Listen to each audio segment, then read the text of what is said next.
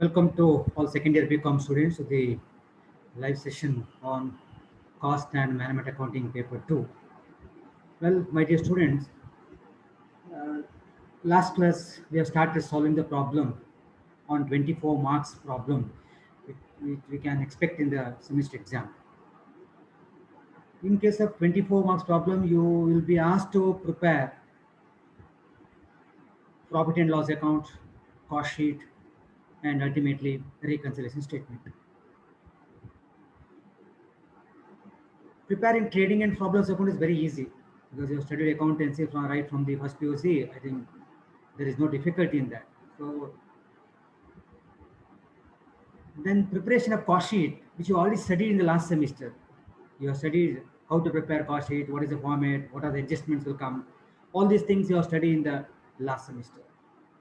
The specialty is only the reconciliation statement, correct? Fine. Now look at the problem. I will share you the problem now. I will share you the PPT. Hope you can see my PPT. Is it visible? Yes, yes, okay. Yeah, this is a problem, correct? From the following figures appeared in financial account, prepare the given below statement. Given below statement is you are asked to prepare. Now look at the bottom of the PPT. You are asked to prepare A, financial profit and loss account, B, cost statement showing profit as per cost account, and the C1 is reconciliation statement. Here, now to prepare cost sheet, we have only the last one para data we have. Now look at the problem. Just above the prepare, one para is nodi. The cost account revealed that the direct material consumed is rupees 2,80,000. This direct material consumed is nothing but direct material costing the list to ಅಂತ ಹೇಳಿದಂಗೆ. So in cost sheet, in cost as per cost accountant, direct material consumed is 2,80,000. Okay. Similarly, factory overhead recorded at 20% on prime cost. So this is nothing but factory overhead in costing book. Costing book ಅಲ್ಲಿ factory overhead ಎಷ್ಟಂತೆ? Factory overhead recorded at 20% on prime cost. ಅಂದ್ರೆ you have to prepare cost sheet. And first stage is the getting the prime cost. ನಿಮ್ಗೆ ಗೊತ್ತು direct material combined cost, aggregate cost of direct material, direct labor, direct expense is equal to prime cost. Prime cost ಎಷ್ಟು ಬರುತ್ತೆ ಅದರ ಮೇಲೆ 20% calculate ಮಾಡಬೇಕು.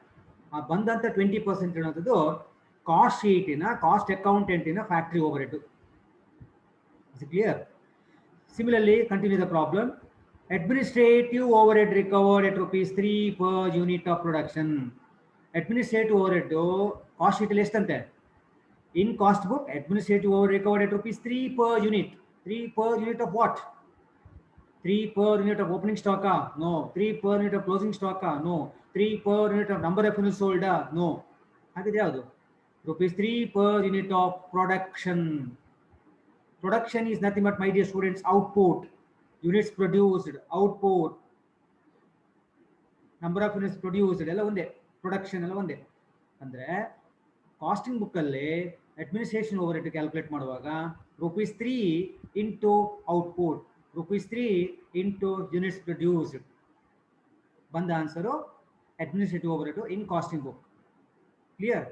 Similarly, selling and distribution overhead at ₹4 per unit sold. Selling and distribution overhead ಎಷ್ಟು casting ಅಲ್ಲಿ? ₹4 per unit sold. ನೆನ್ಪಿಟ್ಟುಕೊಳ್ಳಿ, suppose ನಾನು ಇದೇ problem ನಾಡ್ದು ಎಕ್ಸಾಮ್ ಕೊಡ್ತೇನೆ ನಿಮಗೆ.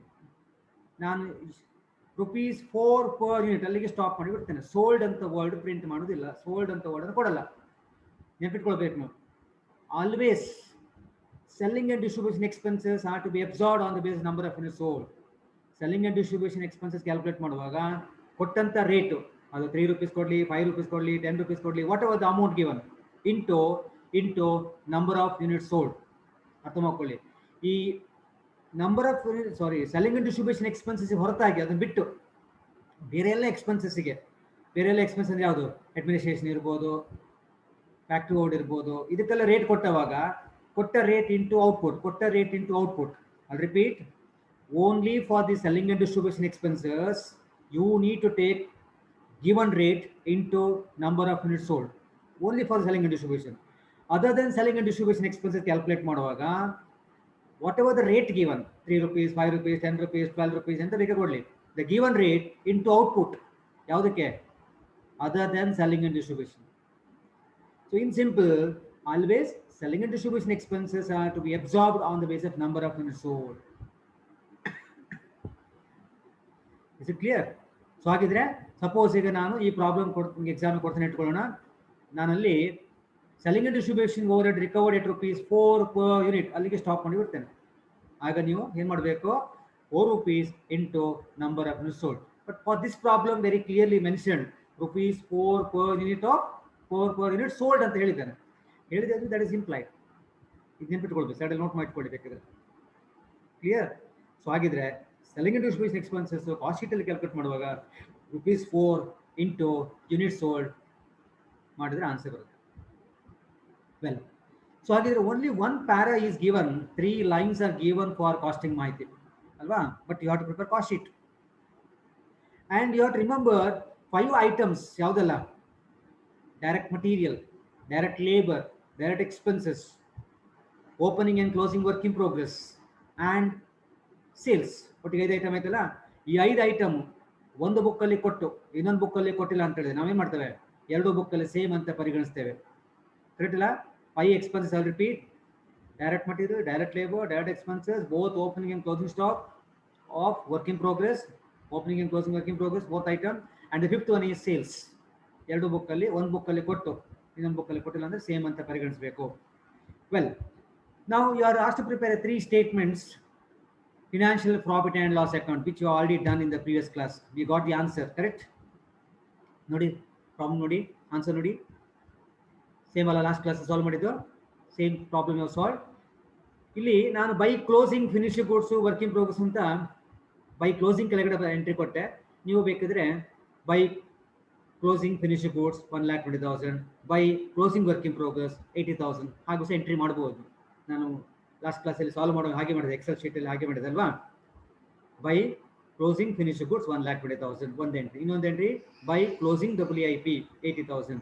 So we got net loss. Correct ಅಲ್ಲ? ನೆನಪಿದೆಯಲ್ಲ ಇದು ಲಾಸ್ಟ್ ಕ್ಲಾಸಲ್ಲಿ ಮಾಡಿದ್ದು. ಇವತ್ತಿನ ಕ್ಲಾಸಲ್ಲಿ from today's class we have to solve, you have to prepare cost sheet. Why you have to prepare cost sheet? To find out the profit as per cost account. Costing book ಪ್ರಕಾರ ಎಷ್ಟು profit ಎಷ್ಟು loss ಅಂತ ತಿಳ್ಕೊಳ್ಳಿಕ್ಕೆ ನಾವು cost sheet prepare ಮಾಡಬೇಕು. To know the profit or loss as per cost accounted we need to prepare cost sheet. Fine. And costing information are given, data ಕೊಟ್ಟಿದ್ದಾರೆ ನಮಗೆ, costing information ಕೊಟ್ಟಿದ್ದಾರೆ. Based on that information we have to prepare cost sheet. Fine. ನಾವು the basic question, my dear students, you know the cost sheet format, correct? heading cost sheet ಅಂತ ಬರೀತೇವೆ. ಆಮೇಲೆ for the year ended 31st March 2020 year ಕೊಟ್ಟಿರ್ತೇನೆ, ಹಾಕಿರ್ತೇವೆ ನಾವು. Correct ಅಲ್ಲ? Heading cost sheet left ಸೈಡಲ್ಲಿ for the year ended, for the period ended. Right ಎಕ್ಸ್ಟ್ರೀಮಲ್ಲಿ ನಾವೇನು ಬರುತ್ತೇವೆ, ಔಟ್ಪುಟ್ ಅಥವಾ units produced, number of units ಎಲ್ಲ ಒಂದೇ, ಅದು output number of units produce ಎಲ್ಲ ಒಂದೇ. ಕರೆಕ್ಟ್ ಅಲ್ಲ? Then generally we will have 3 columns. ಒಂದು ಸ್ಪೇಸ್ ಸ್ವಲ್ಪ ಜಾಸ್ತಿ ಇರುತ್ತೆ, particulars column. Second column total cost column, and last column ಈ CPU ಕಾಲಮ್. ಇನ್ನು ಕೆಲವರು 4 ಕಾಲಮಲ್ಲಿ ಹಾಕ್ತಾರೆ, that is not required actually. ಯಾವ ಸ್ಟ್ಯಾಂಡರ್ಡು ಹೇಳಲ್ಲ ಅದು, ಸಮ್ ಟೆಕ್ಸ್ಟ್ ಬುಕ್ಕಲ್ಲಿ ಇದೆ ಅದು. ನಂಬರ್ ಆಫ್ ಕಾಲಮ್ಸ್ ಜಾಸ್ತಿ ಆದಷ್ಟು ನಿಮಗೆ ಕನ್ಫ್ಯೂಷನ್ ಜಾಸ್ತಿ. So only 3 columns are required: particulars column, total cost column, and cost per unit column. I'll repeat: particulars, total cost, and CPU. CPU is nothing but cost per unit. Well, ಇದು format ಆಯಿತು. ಈಗ ನಮಗೆ ಔಟ್ಪುಟ್ಟನ್ನು ನೋಡಬೇಕಲ್ವಾ. ನಾವು look at the problem. Output ಕೊಟ್ಟಿದ್ದಾರಾ? Look at the problem. Even you can see the financial accounted information also. Look at the financial account information also.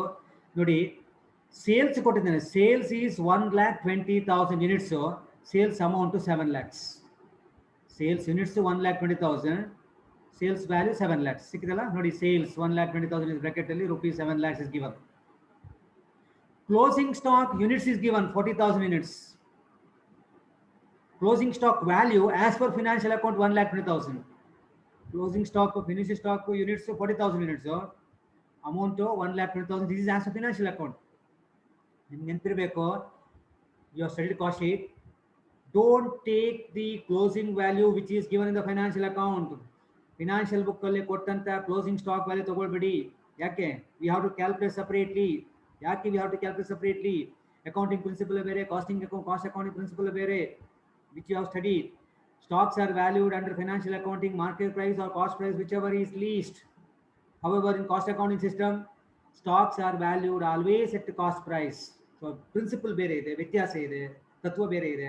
ಹಾಗಾಗಿ closing stock, particularly closing ಸ್ಟಾಕಿನ ಹೇಳುವಂಥದ್ದು, closing stock value suppose financial account ಅಲ್ಲಿ ಕೊಟ್ಟದ value ತಗೊಳ್ಬಾರ್ದು, ನಾವು separate ಆಗಿ calculate ಮಾಡಬೇಕು. ಕೇಳ್ಕೊಳ್ಳಿ, separate calculate ಮಾಡ್ಲಿಕ್ಕೆ ನಮ್ಗೆ ಆಗುದಿಲ್ಲ. ಅಂತ ಸಂದರ್ಭದಲ್ಲಿ ಮಾತ್ರ we are not able to calculate the closing stock value from the given information. ಕೊಟ್ಟಂತ ಪ್ರಾಬ್ಲಮ್ ಕೊಟ್ಟಂತ ಇನ್ಫಾರ್ಮೇಶನ್ ನಮಗೆ ಕ್ಲೋಸಿಂಗ್ ಸ್ಟಾಕ್ ವ್ಯಾಲ್ಯೂ ಕ್ಯಾಲ್ಕುಲೇಟ್ ಮಾಡ್ಲಿಕ್ಕೆ ಆಗೋದಿಲ್ಲ. ಅಂತ ಸಂದರ್ಭದಲ್ಲಿ ಮಾತ್ರ ನಾವು we have to take the given value. Is it clear? ಈಗ ಕ್ಲೋಸಿಂಗ್ ಸ್ಟಾಕ್ ವ್ಯಾಲ್ಯೂ ಕ್ಯಾಲ್ಕುಲೇಟ್ ಮಾಡ್ಲಿಕ್ಕೆ ಏನೆಲ್ಲ ಬೇಕು? What are the data we need? One is closing stock units ಕೊಟ್ಟಿರ್ಬೇಕು. ಈ ಪ್ರಾಬ್ಲಮ್ ಅಲ್ಲಿ ಕೊಟ್ಟಿದ್ದೇನೆ. ಕ್ಲೋಸಿಂಗ್ ಸ್ಟಾಕ್ ಯೂನಿಟ್ಸ್ ಎಷ್ಟು? 40,000 units. The second data which we required is we are able to calculate the cost of production per unit, COP per unit. We should be able to calculate COP per unit. COP is nothing but cost of production per unit. ಇದು ಎರಡು ನಮ್ಮ ಹತ್ರ data ಇದೆ ಅಂತ ಹೇಳಿದ್ರೆ definitely we can calculate. Suppose ನಮಗೆ number of closing stock ಯೂನಿಟ್ಸೇ ಕೊಡಲಿಲ್ಲ, ಆಗ ನಮಗೆ ಕ್ಯಾಲ್ಕುಲೇಟ್ ಮಾಡ್ಲಿಕ್ಕೆ ಆಗಲ್ಲ. ಕೊಡ್ಲೂ ಇಲ್ಲ, ಕ್ಯಾಲ್ಕುಲೇಟ್ ಮಾಡ್ಲಿಕ್ಕೂ ಆಗೋದಿಲ್ಲ. ಕ್ಲೋಸಿಂಗ್ ಸ್ಟಾಕ್ ಯೂನಿಟ್ಸೇ ಕೊಡಲಿಲ್ಲ ಆ್ಯಂಡ್ ನಮಗೆ ಕ್ಯಾಲ್ಕುಲೇಟ್ ಮಾಡ್ಲಿಕ್ಕೂ ಆಗಲ್ಲ, ಎಷ್ಟು ಅಂತ ಕ್ಯಾಲ್ಕುಲೇಟ್ ಮಾಡ್ಲಿಕ್ಕೂ ಆಗಲ್ಲ. ಆಗ ನಮಗೆ ಬೇರೆ ದಾರಿ ಇಲ್ಲ, ಗಿವನ್ ವ್ಯಾಲ್ಯೂ ಟು ಟೇಕ್. ಇನ್ನೊಂದು, ಔಟ್ಪುಟ್ಟೇ ಕೊಟ್ಟಿಲ್ಲ, ಔಟ್ಪುಟ್ ಕ್ಯಾಲ್ಕುಲೇಟ್ ಮಾಡ್ಲಿಕ್ಕೆ ಆಗಲ್ಲ, ಔಟ್ಪುಟ್ ಕೊಟ್ಟಿಲ್ಲ, ಔಟ್ಪುಟ್ ಕ್ಯಾಲ್ಕುಲೇಟ್ ಮಾಡ್ಲಿಕ್ಕೆ ಆಗಿಲ್ಲ ಅಂತ ಹೇಳೋ ಸಂದರ್ಭದಲ್ಲಿ we are not able to calculate the cost of production per unit, COP per unit calculate ಮಾಡ್ಲಿಕ್ಕೆ ಆಗಲ್ಲ. ಅಂತ ಸಂದರ್ಭದಲ್ಲೂ ಸಹ ನಾವು ಫೈನಾನ್ಷಿಯಲ್ ಅಕೌಂಟಲ್ಲಿ ಏನು ಕೊಟ್ಟಿರ್ತಾರೆ ತಗೊಳ್ಬೇಕು. ಹಾಗಿದ್ರೆ ಸಿಂಪಲ್ ಆಗಿ ನೆನಪಿಟ್ಟುಕೊಳ್ಳಿ, in general we have to ignore the closing stock given in the financial book. ಅದರ್ಥ we need to calculate separately the closing stock value. How to calculate closing stock value separately in costing book? Simple, by applying formula. What is the formula?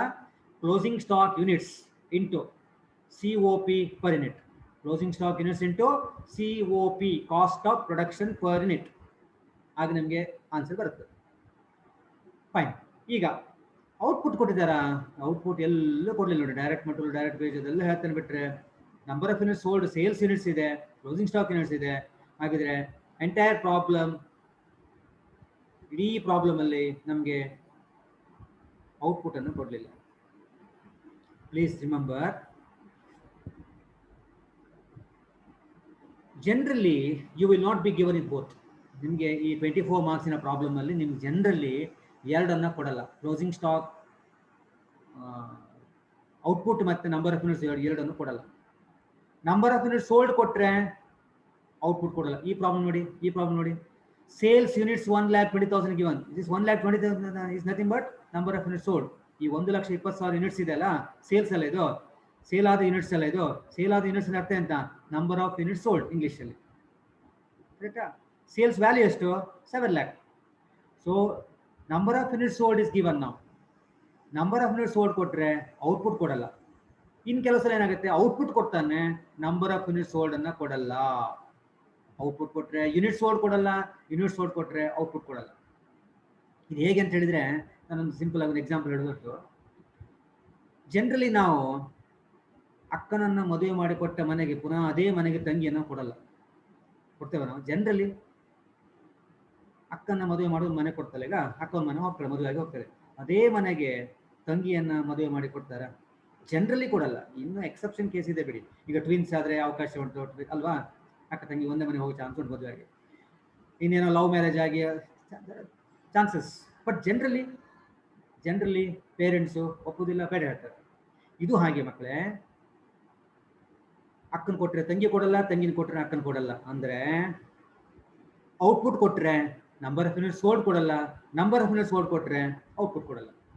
ಇಲ್ಲಿ ಅಕ್ಕ ಯಾರು ಅಂತ ಕೇಳಿದ್ರೆ, ನಾನು example ಹೇಳೋದಾದ್ರೆ ಇದೆ, ಸುಮ್ಮನೆ ತಮಾಷೆ ಹೇಳಿದ್ದು. ಔಟ್ಪುಟ್ ಅಕ್ಕ, ನಂಬರ್ ಆಫ್ ಯೂನಿಟ್ಸ್ ಸೋಲ್ಡ್ ತಂಗಿ. ಅರ್ಥ ಆಯ್ತಾ ನಿಮ್ಗೆ? ಒಂದು ನಿಜ ಜೀವನದ ಎಕ್ಸಾಂಪಲ್ ಕೊಟ್ಟು ಸ್ವಲ್ಪ ಹೇಗೆ ಹೆಲ್ಪ್ ಆಗುತ್ತೆ ಅಂತ ಕೊಡುವಂಥದ್ದು.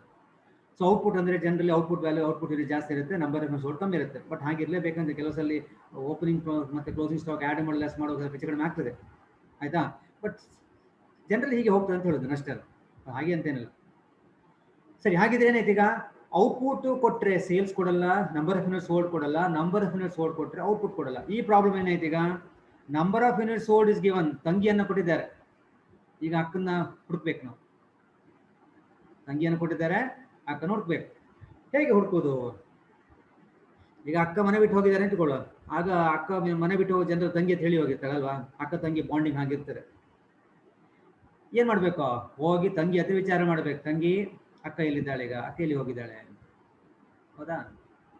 ಅಂದ್ರೆ ನಮ್ ಈ ಪ್ರಾಬ್ಲಮ್ ಬರುವಾಗ ಈಗ ನಂಬರ್ ಆಫ್ ಯೂನಿಟ್ಸ್ ಸೋಲ್ಡ್ ಅನ್ನ ಕೊಟ್ಟಿದ್ದಾರೆ, ನಾವೇನ್ ಕ್ಯಾಲ್ಕುಲೇಟ್ ಮಾಡಬೇಕು? ಔಟ್ಪುಟ್ ಕ್ಯಾಲ್ಕುಲೇಟ್ ಮಾಡ್ಬೇಕು, ಅಕ್ಕನ ಹುಡುಕ್ಬೇಕು, ಈಗ ಅಕ್ಕನ ಕ್ಯಾಲ್ಕುಲೇಟ್ ಮಾಡ್ಬೇಕು ಅಲ್ವಾ? ಸೊ ಹಾಗಿದ್ರೆ formula output is equal to ಅಕ್ಕ ಇಸ್ ಈಕ್ವಲ್ ಟು, ಎಲ್ಲಿಂದ ಸ್ಟಾರ್ಟ್ ಮಾಡಬೇಕು ಎನ್ಕ್ವೈರಿ? ಈಗ ಅಕ್ಕ ಮಿಸ್ ಆದ ಎನ್ಕ್ವೈರಿ ಎಲ್ಲಿಂದ ಸ್ಟಾರ್ಟ್ ಮಾಡಬೇಕು? ಅಕ್ಕನ ತುಂಬಾ ಕ್ಲೋಸ್ ಇರೋ ತಂಗಿ ಅಲ್ವಾ, ಬಾಂಡಿಂಗ್ ಅಲ್ವಾ, ತಂಗಿ ಹತ್ರ ಕೇಳಿದ್ರೆ ಗೊತ್ತಾಗುತ್ತೆ. ಹಾಗಾಗಿ ಎಲ್ಲಿಂದ ಸ್ಟಾರ್ಟ್ ಮಾಡ್ಬೇಕು? ಇವಾಗ ನಂಬರ್ ಆಫ್ ಯೂನಿಟ್ಸ್ ಸೋಲ್ಡ್ ತಂಗಿಯಿಂದ ಸ್ಟಾರ್ಟ್ ಮಾಡಬೇಕು. ಐ ರಿಪೀಟ್, ಈಗ ನಾವೇನು ಕ್ಯಾಲ್ಕುಲೇಟ್ ಮಾಡಬೇಕು? ಔಟ್ಪುಟ್ ಅನ್ನು ಕ್ಯಾಲ್ಕುಲೇಟ್ ಮಾಡಬೇಕು. ಔಟ್ಪುಟ್ ಇಲ್ಲ ನಮಗೆ ಕಾಸ್ಟ್ ಶೀಟ್ ಮಾಡಲಿಕ್ಕೆ ಆಗಲ್ಲ. ಈ ಪ್ರಾಬ್ಲಮ್ ಔಟ್ಪುಟ್ ಕೊಟ್ಟಿಲ್ಲ, but can we calculate? Yes, ಈ ಪ್ರಾಬ್ಲಮ್ ಅಲ್ಲಿ ಔಟ್ಪುಟ್ ಕ್ಯಾಲ್ಕುಲೇಟ್ ಮಾಡ್ಲಿಕ್ಕೆ ಆಗ್ತದೆ. ಯಾಕೆ? ನಂಬರ್ ಆಫ್ ಯೂನಿಟ್ಸ್ ಸೋಲ್ಡ್ ಕೊಟ್ಟರೆ ಔಟ್ಪುಟ್ ಕ್ಯಾಲ್ಕುಲೇಟ್ ಮಾಡ್ಲಿಕ್ಕೆ ಆಗುತ್ತೆ, ಔಟ್ಪುಟ್ ಕೊಟ್ಟರೆ number of units sold calculate ಮಾಡ್ಲಿಕ್ಕೆ ಆಗುತ್ತೆ. ಅಕ್ಕನ ಕೊಟ್ಟರೆ ತಂಗಿ ನೋಡ್ಬೋದು, ತಂಗಿ ಕೊಟ್ಟರೆ ಅಕ್ಕ ನೋಡ್ಬೋದು, ಹಾಗೆ ಆಯ್ತಾ? ಸೊ ಹಾಗಿದ್ರೆ ಔಟ್ಪುಟ್ ಇಸ್ ಈಕ್ವಲ್ ಟು ಅಕ್ಕ is equal to number of units sold ತಂಗಿ ಅಲ್ವಾ, ನಂಬರ್ ಆಫ್ ಯೂನಿಟ್ಸ್ ಸೋಲ್ಡ್ ತಂಗಿ plus number of units sold plus closing stock units minus opening stock units. ಪುನಃ ಹೇಳ್ತೇನೆ, output is equal to say number of units sold ಅಂದ್ರೆ ಗೊತ್ತು ನಿಮಗೆ 1,20,000 plus closing stock units. ನೋಡಿ problem ನೋಡಿ, closing stock units 40,000. ಹಾಗಿದ್ರೆ 1,20,000 plus 40,000 1,60,000 ಆಯ್ತು. Minus opening stock units, opening stock of finishing goods. Opening stock of finishing goods ಕೊಡಲೇ ಇಲ್ಲ, ಅಂದರೆ 0. ಸೊ ಅಲ್ಲಿಗೆ ಆನ್ಸರ್ ಎಷ್ಟು ಬಂತು? 1,20,000 ಪ್ಲಸ್ 40 ಮೈನಸ್ 0, ಆನ್ಸರ್ ಇಸ್ 1,60,000. ಹಾಗಿದ್ರೆ output number of units produced is equal to 1,60,000. Number of units sold ಎಷ್ಟು? 1,20,000. ನೋಡಿ output ಜಾಸ್ತಿ ಇದೆ ನೋಡಿ, 1,60,000 ಬಂತು. Number of units sold 1,20,000. ತಮಾಷೆ ಹೇಳಿದ್ದು, ನೀವು ಅದನ್ನು ಸೀರಿಯಸ್ ತಗೊಳ್ಬೇಡ. ಓಕೆ, ನಿಮ್ಗೆ ಅರ್ಥ ಆಗಲಿ ಅಂತ ನಾನು ಹೇಳಿದ್ದೆ. ನಾನು ಕ್ಲಾಸಲ್ಲಿ ಹೇಗೆ ಮಾಡ್ತೀನಿ ಹಾಗೆ ನಾನು ಆನ್ಲೈನ್ ಕ್ಲಾಸಲ್ಲಿ ಮಾಡೋದು, because I am A teacher. What is important here is communicating the things. ನಿಮಗೆ ಅರ್ಥ ಮಾಡಿಸೋದು ಇಂಪಾರ್ಟೆಂಟ್. ನಿಮ್ಮ ಯಾವ ಲ್ಯಾಂಗ್ವೇಜಲ್ಲಿ ಬೇಕಿದ್ರೆ ಯೂಸ್ ಮಾಡ್ಬೋದು ಅಲ್ವಾ? ಫೈನ್. ಸೊ ಹಾಗಿದ್ರೆ ಈಗ ಔಟ್ಪುಟ್ ಕ್ಯಾಲ್ಕುಲೇಟ್ ಮಾಡಬೇಕು, ಸರಿ ಅಲ್ವಾ? ಔಟ್ಪುಟ್ ಕೊಟ್ಟರೆ ಏನು ಕೊಡಲ್ಲ? ಯೂನಿಟ್ ಸೋಲ್ಡ್ ಕೊಡಲ್ಲ. ಯೂನಿಟ್ ಸೋಲ್ಡ್ ಕೊಟ್ಟರೆ ಏನು ಕೊಡಲ್ಲ? ಔಟ್ಪುಟ್ ಕೊಡಲ್ಲ. ಕರೆಕ್ಟ್ ಅಲ್ಲ? ಈಗ ನಮಗೆ ಯೂನಿಟ್ ಸೋಲ್ಡ್ ಕೊಟ್ಟಿದ್ದಾರೆ, ಔಟ್ಪುಟ್ ಕೊಡಲ್ಲ. ಹಾಗೆ ಔಟ್ಪುಟ್ ಕ್ಯಾಲ್ಕುಲೇಟ್ ಮಾಡಬೇಕು. ಫಾರ್ಮುಲಾ ವಾಟ್ ಇಸ್ ನಮ್ಗೆ ಬೇಕಾಗಿದೆ ಈಗ? ಔಟ್ಪುಟ್ ಬೇಕು. ಔಟ್ಪುಟ್ ಇಸ್ ಈಕ್ವಲ್ ಟು ಎಲ್ಲಿಂದ ಸ್ಟಾರ್ಟ್ ಮಾಡೋದು? ತಂಗಿಯಿಂದ. Number of unit sold plus closing minus opening stock units. ಈಗ suppose output is given, number of unit sold not given. Suppose ಈಗ ಈ ಪ್ರಾಬ್ಲಮ್ ಅಲ್ಲ, ಇನ್ನೊಂದು ಪ್ರಾಬ್ಲಮ್. ಸಪೋಸ್ ಔಟ್ಪುಟ್ ಕೊಟ್ಟಿದ್ದೇನೆ, ನಂಬರ್ ಆಫ್ ಯೂನಿಟ್ ಸೋಲ್ಡ್ ಕೊಡಲಿಲ್ಲ. ಆಗ ಯಾರು ಹುಡುಕ್ಬೇಕು ನಾವು? ತಂಗಿ ಹುಡುಕ್ಬೇಕು. ನಂಬರ್ ಆಫ್ ಯೂನಿಟ್ ಸೋಲ್ಡ್ ಅನ್ನು ಕ್ಯಾಲ್ಕುಲೇಟ್ ಮಾಡಬೇಕು. ಯಾರ ಹತ್ರ ಕೇಳಿದ್ರೆ ಗೊತ್ತಾಗುತ್ತೆ? ಅಕ್ಕನ ಹತ್ರ ಕೇಳಿದ್ರೆ ಗೊತ್ತಾಗುತ್ತೆ ಅಲ್ವಾ? ಸೊ ಏನ್ ಮಾಡ್ಬೇಕಾಗ? ಫಾರ್ಮುಲಾ ಬೇಕಾಗಿದೆ ಅಂತ ಈಗ ನಮ್ಮ number of unit sold is equal to ಎಲ್ಲಿಂದ ಬಿಗಿನ್ ಮಾಡಬೇಕು? ಅಕ್ಕನಿಂದ ಬಿಗಿನ್ ಮಾಡಬೇಕು ಅಲ್ವಾ? ಅಕ್ಕನ ಕೊಟ್ರೆ ತಂಗಿಯಿಂದ ಸ್ಟಾರ್ಟ್ ಮಾಡಬೇಕು, ತಂಗಿ ಕೊಟ್ರೆ ಅಕ್ಕನಿಂದ, ಹಾಗೆ ಅಲ್ವಾ? ಸೊ ಹಾಗಿದ್ರೆ ಈಗ ಔಟ್ಪುಟ್ ಅನ್ನು ಕೊಟ್ಟಿದ್ದಾನೆ, ನಂಬರ್ ಆಫ್ ಯೂನಿಟ್ ಸೋಲ್ಡ್ ಕೊಟ್ಟಿಲ್ಲ ಈಗ. ಸೊ ಎಂತ ಫಾರ್ಮುಲಾ ಈಗ? Number of unit sold is equal to ಎಲ್ಲಿ ಸ್ಟಾರ್ಟ್ ಮಾಡಬೇಕು? ಔಟ್ಪುಟ್ ಅಕ್ಕ plus opening stock units minus closing stock, plus opening stock units minus closing stock units. ಆಗ ನಾನು ಏನು ಮಾಡಿದ್ದೆ? ತಂಗಿ ತಗೊಂಡವಾಗ number of unit sold plus closing stock ಆಗ ಮಾಡಿದ್ದು. ಇಲ್ಲಿ ಆಗಲ್ಲ, ಪ್ಲಸ್ ಓಪನಿಂಗ್ ಆಮೇಲೆ ಮೈನಸ್ ಕ್ಲೋಸಿಂಗ್. ಸೊ ಎರಡು ಫಾರ್ಮುಲಾ ಇನ್ನೊಮ್ಮೆ ಇಂಗ್ಲೀಷ್ ಹೇಳ್ತೀನಿ ನಾನು. ಟು ಕ್ಯಾಲ್ಕುಲೇಟ್ ಔಟ್ಪುಟ್ ಬರ್ಕೊಳ್ಳಿ ಸೈಡಲ್ಲಿ. Output is equal to number of units sold plus closing stock units minus opening stock units. ಈಗ ನಂಬರ್ ಆಫ್ ಯೂನಿಟ್ ಸೋಲ್ಡ್ ಅನ್ನು ಕ್ಯಾಲ್ಕುಲೇಟ್ ಮಾಡಬೇಕಾದ್ರೆ number of unit sold is equal to output units plus opening stock units minus closing stock units. Is it clear? Yes. Now I'll share you the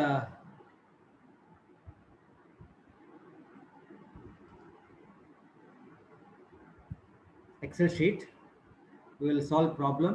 We will work out cost sheet. Okay.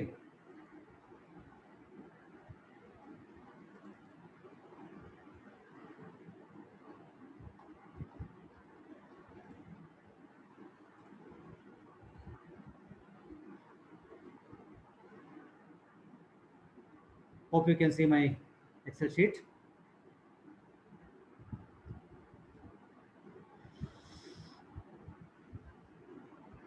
Yes. Now look at the problem once again.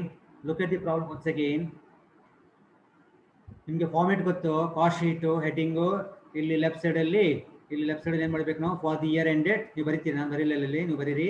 For the year ended ಕೊಟ್ಟರೆ 31st March ಎಲ್ಲ ಕೊಟ್ಟರೆ 31st March 2020 ಎಲ್ಲ ಕೊಟ್ಟರೆ ಬರೀರಿ.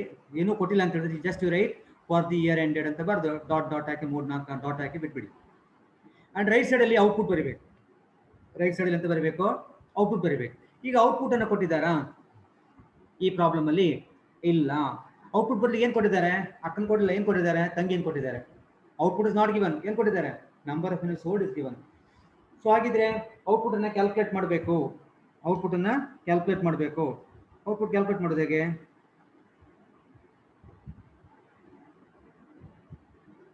Output is equal to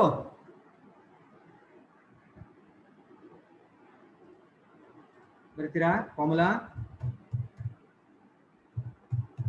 output is equal to ಏನು? Number of units sold ಅಲ್ವಾ? Correct ಅಲ್ಲ? Number of units sold, ಆಮೇಲೆ plus closing stock units minus opening stock units. ಇದು formula.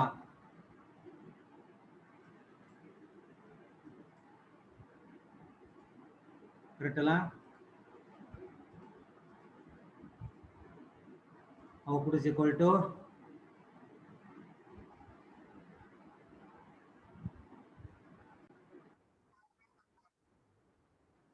okay, now formula correct. Output is equal to number of units sold plus closing stock units minus opening stock units. Now what is the number of units sold is given the problem. Nodi financial item nodi 1,20,000 bracket alli kottide number of units sold plus closing stock ಎಷ್ಟು, that is also given in the financial book ನೋಡಿ 40,000 40,000 ಕೊಟ್ಟಿದ್ದಾನೆ. Units ಕೊಟ್ಟಿದ್ದಾನೆ 40 ಸಿಕ್ಕಿತ್ತಲ್ಲ bracket ಅಲ್ಲಿ 40,000 40,000. ಆಮೇಲೆ minus opening stock ಎಷ್ಟು? Opening stock is 0.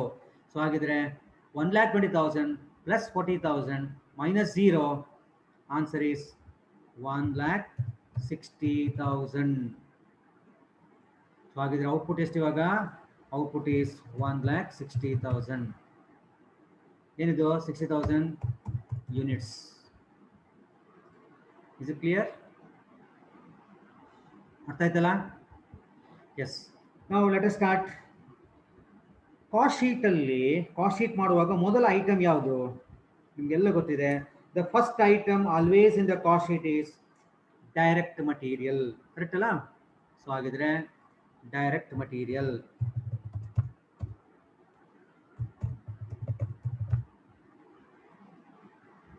ಈಗ look at the costing information problem ನೋಡಿ, costing book ನೋಡಿ,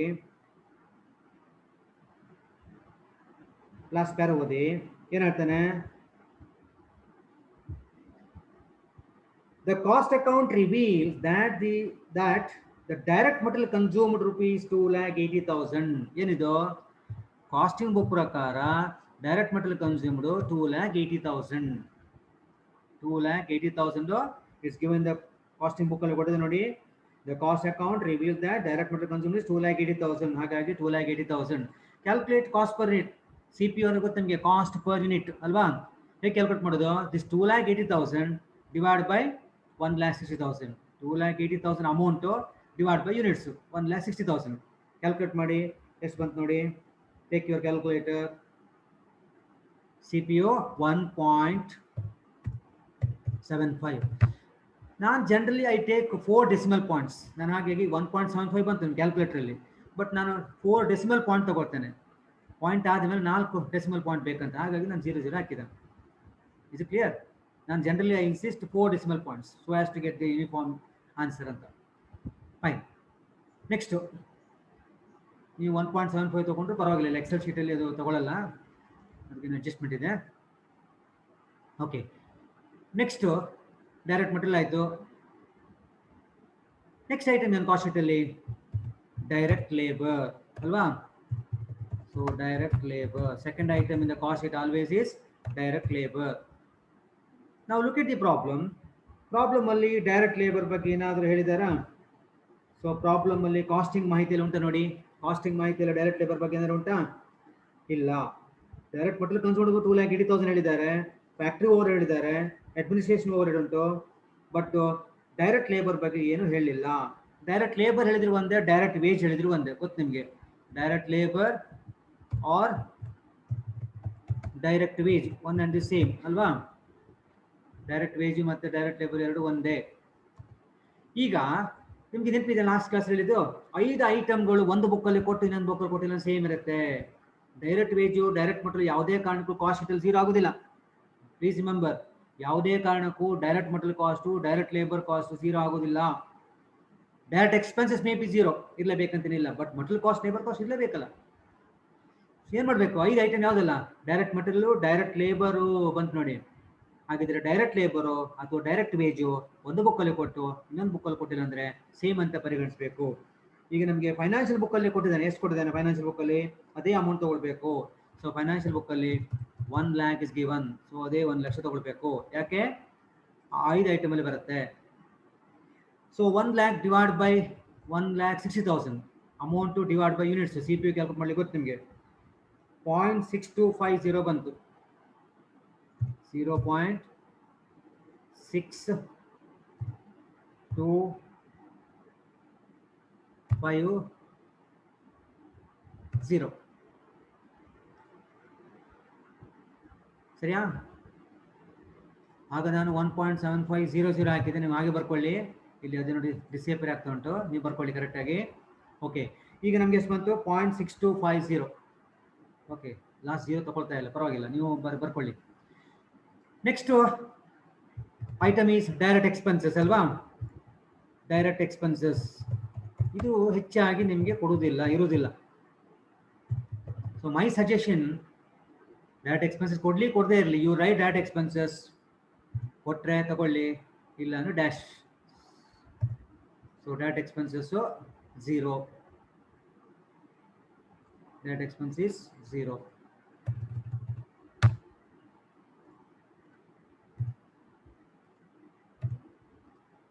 ನಿಲ್ ಅಲ್ವಾ? ಡೈರೆಕ್ಟ್ ಎಕ್ಸ್ಪೆನ್ಸಸ್ ನಾಟ್ ಗಿವನ್, ನಿಲ್ ಅಂತ ಬರೆದ್ರು ಅಡ್ಡಿಲ್ಲ. ಓಕೆ, ಈಗ ಟೋಟಲ್ ಮಾಡಿ 3,80,000. 3,80,000 ಸರಿಯಾ? 2,80,000 ಪ್ಲಸ್ 1 ಲಕ್ಷ 3,80,000 ಬಂತು. 3,80,000 divided by 1,60,000 CPU.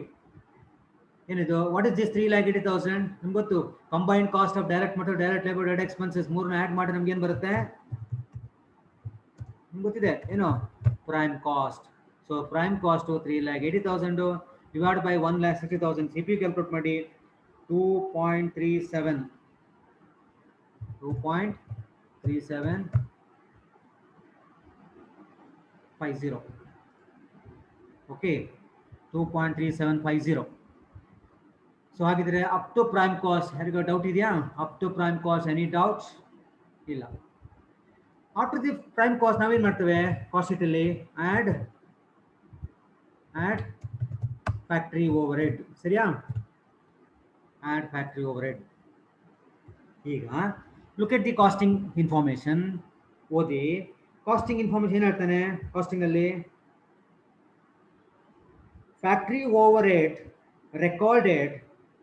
recorded at 20% on prime cost. Cost ಶೀಟಲ್ಲಿ ಕಾಸ್ಟಿಂಗ್ ಬುಕ್ಕಲ್ಲಿ ಪ್ರೈಮ್ ಇದು ಫ್ಯಾಕ್ಟ್ರಿ ಓವರ್ ಎಷ್ಟು ಕೇಳಿದರೆ 20% ಆಫ್ ಪ್ರೈಮ್ ಕಾಸ್ಟ್. ಸೊ ಹಾಗೆ ಎಷ್ಟಂತೆ? 20%. ಯಾವುದ್ರ ಮೇಲೆ ಬರೀರಿ ಹಾಗೆ 20% ಆನ್ ಪ್ರೈಮ್ ಕಾಸ್ಟ್. ಇದು ಪ್ರಾಬ್ಲಮ್ ಅಲ್ಲೇ ಕೊಟ್ಟಿದ್ದಲ್ವಾ? 20% ಆನ್ ಪ್ರೈಮ್ ಕಾಸ್ಟ್. ಎಷ್ಟಾಯ್ತಾಗ ಪ್ರೈಮ್ ಕಾಸ್ಟ್? ಎಷ್ಟು ಪ್ರೈಮ್ ಕಾಸ್ಟ್? 3,80,000. Prime cost 3,80,000. ಅದರ ಮೇಲೆ 20%. ಸೊ ಇಂಟು 20% ಇಂಟು 20% ಎಷ್ಟು ಬಂತು ನೋಡಿ? So that is the answer. 76,000 ಬಂತಲ್ವಾ? 76,000. This 76,000 divided by output. 76,000 divided by output units. 1,60,000. CP calculate ಮಾಡಿ. 0.4750. ನನ್ನೊಂದು ಸಜೆಷನ್, ಟೇಕ್ 4 ಡೆಸಿಮಲ್ ಪಾಯಿಂಟ್ಸ್. ಇಲ್ಲಿ ಅದು ತಗೊಳ್ತಾ ಇಲ್ಲ, ಮೋಸ್ಟ್ ಅಡ್ಜಸ್ಟ್ಮೆಂಟ್ ಮಾಡಲಿಕ್ಕಿದೆ ನೋಡುವ. Okay,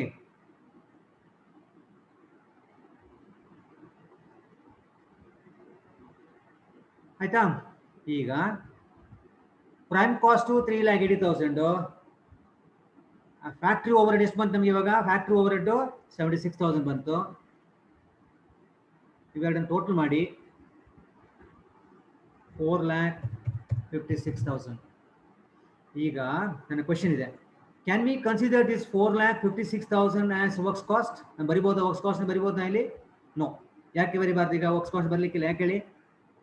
When we are given with the opening and closing work in progress, that should be adjusted before writing the works cost. Works cost ಅಂತ ಬರೆಯುವ ಮೊದಲು ಓಪನಿಂಗ್ ಮತ್ತೆ closing work in progress ಅನ್ನು add ಮತ್ತೆ less ಮಾಡಬೇಕು. Opening ಮತ್ತೆ closing work in progress add less ಮಾಡಿ ಆದ ಮೇಲೆ ಬರುವಂತ ಆನ್ಸರ್ ವರ್ಕ್ಸ್ ಕಾಸ್ಟು. ಸರಿಯಲ್ಲ? ಈಗ ಈ ಪ್ರಾಬ್ಲಮ್ ಅಲ್ಲಿ ಓಪನಿಂಗ್ ವರ್ಕ್ ಇನ್ ಪ್ರೋಗ್ರೆಸ್ ಇದೆಯಾ? ಇಲ್ಲ. ಕ್ಲೋಸಿಂಗ್ ವರ್ಕ್ ಇನ್ ಪ್ರೋಗ್ರೆಸ್ ಇದೆಯಾ? ಎಸ್. ಸಿನ್ಸ್ ಕ್ಲೋಸಿಂಗ್ ವರ್ಕ್ ಕೊಟ್ಟ ಕಾರಣ less closing work in progress. ಎಷ್ಟು? ಕಾಸ್ಟಿಂಗ್ ಬುಕ್ ಪ್ರಕಾರ ಕೊಡಲಿಲ್ಲ, ಬಟ್ ನಿಮಗೆ ನಾನು 5 ಐಟಮ್ ಅಲ್ಲಿ ಕ್ಲೋಸಿಂಗ್ ವರ್ಕ್ ಇನ್ ಪ್ರೋಗ್ರೆಸ್ ಬಂತಲ್ಲ. ಯಾವುದೆಲ್ಲ 5 ಐಟಮ್ ಹೇಳಿದ್ದು ನಾನು? Direct material, direct labour, direct expenses, both opening and closing work in progress, ಆಮೇಲೆ ಸೇಲ್ಸ್. 5 ಐಟಮ್ ಅಲ್ವಾ? ಹಾಗಿದ್ರೆ ಕ್ಲೋಸಿಂಗ್ ವರ್ಕ್ ಇನ್ ಪ್ರೋಗ್ರೆಸ್ ಎಷ್ಟು ಅಮೌಂಟ್ ಫೈನಾನ್ಷಿಯಲ್ ಬುಕ್ಕಲ್ಲಿ ಕೊಡೋದು ಅದೇ ಐಟಮ್ ತಗೊಳ್ಳಿ. 5 ಐಟಮ್ ಮಾತ್ರ 2 ಬುಕ್ಕಲ್ಲಿ ಸೇಮ್ ಇರುತ್ತೆ. ಯಾವಾಗ? ಒಂದು ಬುಕ್ಕಲ್ಲಿ ಕೊಟ್ಟು ನಮ್ಮ ಬುಕ್ಕಲ್ಲಿ ಕೊಡದೇ ಇದ್ರೆ. ಅರ್ಥ ಆಯ್ತಾ? ಸಪೋಸ್ ಈಗ closing work in progress costing book ಪ್ರಕಾರ 70,000 ಹೇಳಿ ಮಾಡಬೇಕಿತ್ತು, ಆಗ ತಗೊಳ್ಬೇಕು, 70,000 ತಗೊಳ್ಬೇಕು ಅಲ್ವಾ? ಸೊ ಈಗ closing work in progress as financial book ಎಷ್ಟು? 80,000 ಇದೆ. ಸೊ 80,000 ಎಂಟ್ರಿ ಮಾಡಿ. ನಾವು ಯಾಕೆ 80,000 ತಗೋತಾ ಇತ್ತು? Since it is not mention in the casting book. ಈ 5 ಐಟಮ್ಗಳ ಬಗ್ಗೆ ನಾನು 2 ಬುಕ್ಕಲ್ಲಿ ಸೇಮ್ ಇರುತ್ತೆ ಅಂತ ಹೇಳಿದ್ದೇನೆ. ಕರೆಕ್ಟ್ ಅಲ್ಲ? 5 ಐಟಮ್. ಸಪೋಸ್ ಈಗ ಕಾಸ್ಟಿಂಗ್ ಅಲ್ಲಿ ಮಾಹಿತಿ Kotrappa, closing work in progress 76,000 ಅಂತ ಕೊಟ್ರೆ ಆಗೇನ್ ಮಾಡಬೇಕು? ಆಗ ಸೇಮ್ ತಗೊಳ್ಳೋದಿಲ್ಲ. ಮಾಹಿತಿ ಕೊಟ್ಟರೆ ಕೊಟ್ಟ ಮಾಹಿತಿ ತಗೊಳ್ಳಿ, ಕೊಡದೇ ಇದ್ರೆ you go as per financial book. ಇದು ಯಾವುದಕ್ಕಿದು? ಈ rule applicable only for 5 items: direct material, direct labour, direct expenses, both opening and closing work in progress and sales. ಬೇರೆ ಯಾವ ಐಟಮ್ಗೆ ಅಪ್ಲೈ ಆಗೋದಿಲ್ಲ. ಓಕೆ, ಸೊ ಲೆಸ್ ಮಾಡಬೇಕು. ಲೆಸ್ ಮಾಡಿ. 4,56,000 minus 80,000 less ಮಾಡಿ. 3,76,000. 3,76,000. ಸೊ ಇಲ್ಲಿ ಸಿ ಪಿ ಯು ಕ್ಯಾಲ್ಕುಲೇಟ್ ಮಾಡಿ. 4,56,000 divided by 1,60,000. Calculate ತಗೊಂಡು ಮಾಡಿ. 2.8500. 2.8500. Take 4 decimal point. There is no hard and fast ತಗೊಳ್ಳೇಬೇಕಂತಿಲ್ಲ, ಬಟ್ ನಂದೊಂದು suggestion. Okay, similarly 80,000 divided by 1,60,000 0.5. 80,000 divided by output 1,60,000 0.5. So less ಮಾಡಬೇಕು. ಆವಾಗ ಲೆಸ್ ಮಾಡುವಾಗ ಅಥವಾ ಹೀಗೆ ಮಾಡ್ಬೋದು, 3,76,000 divide by 1,60,000 output, 376 divide by output ಹಾಗೆ ಎಷ್ಟು ಬಂತು, 2.35 2.3500.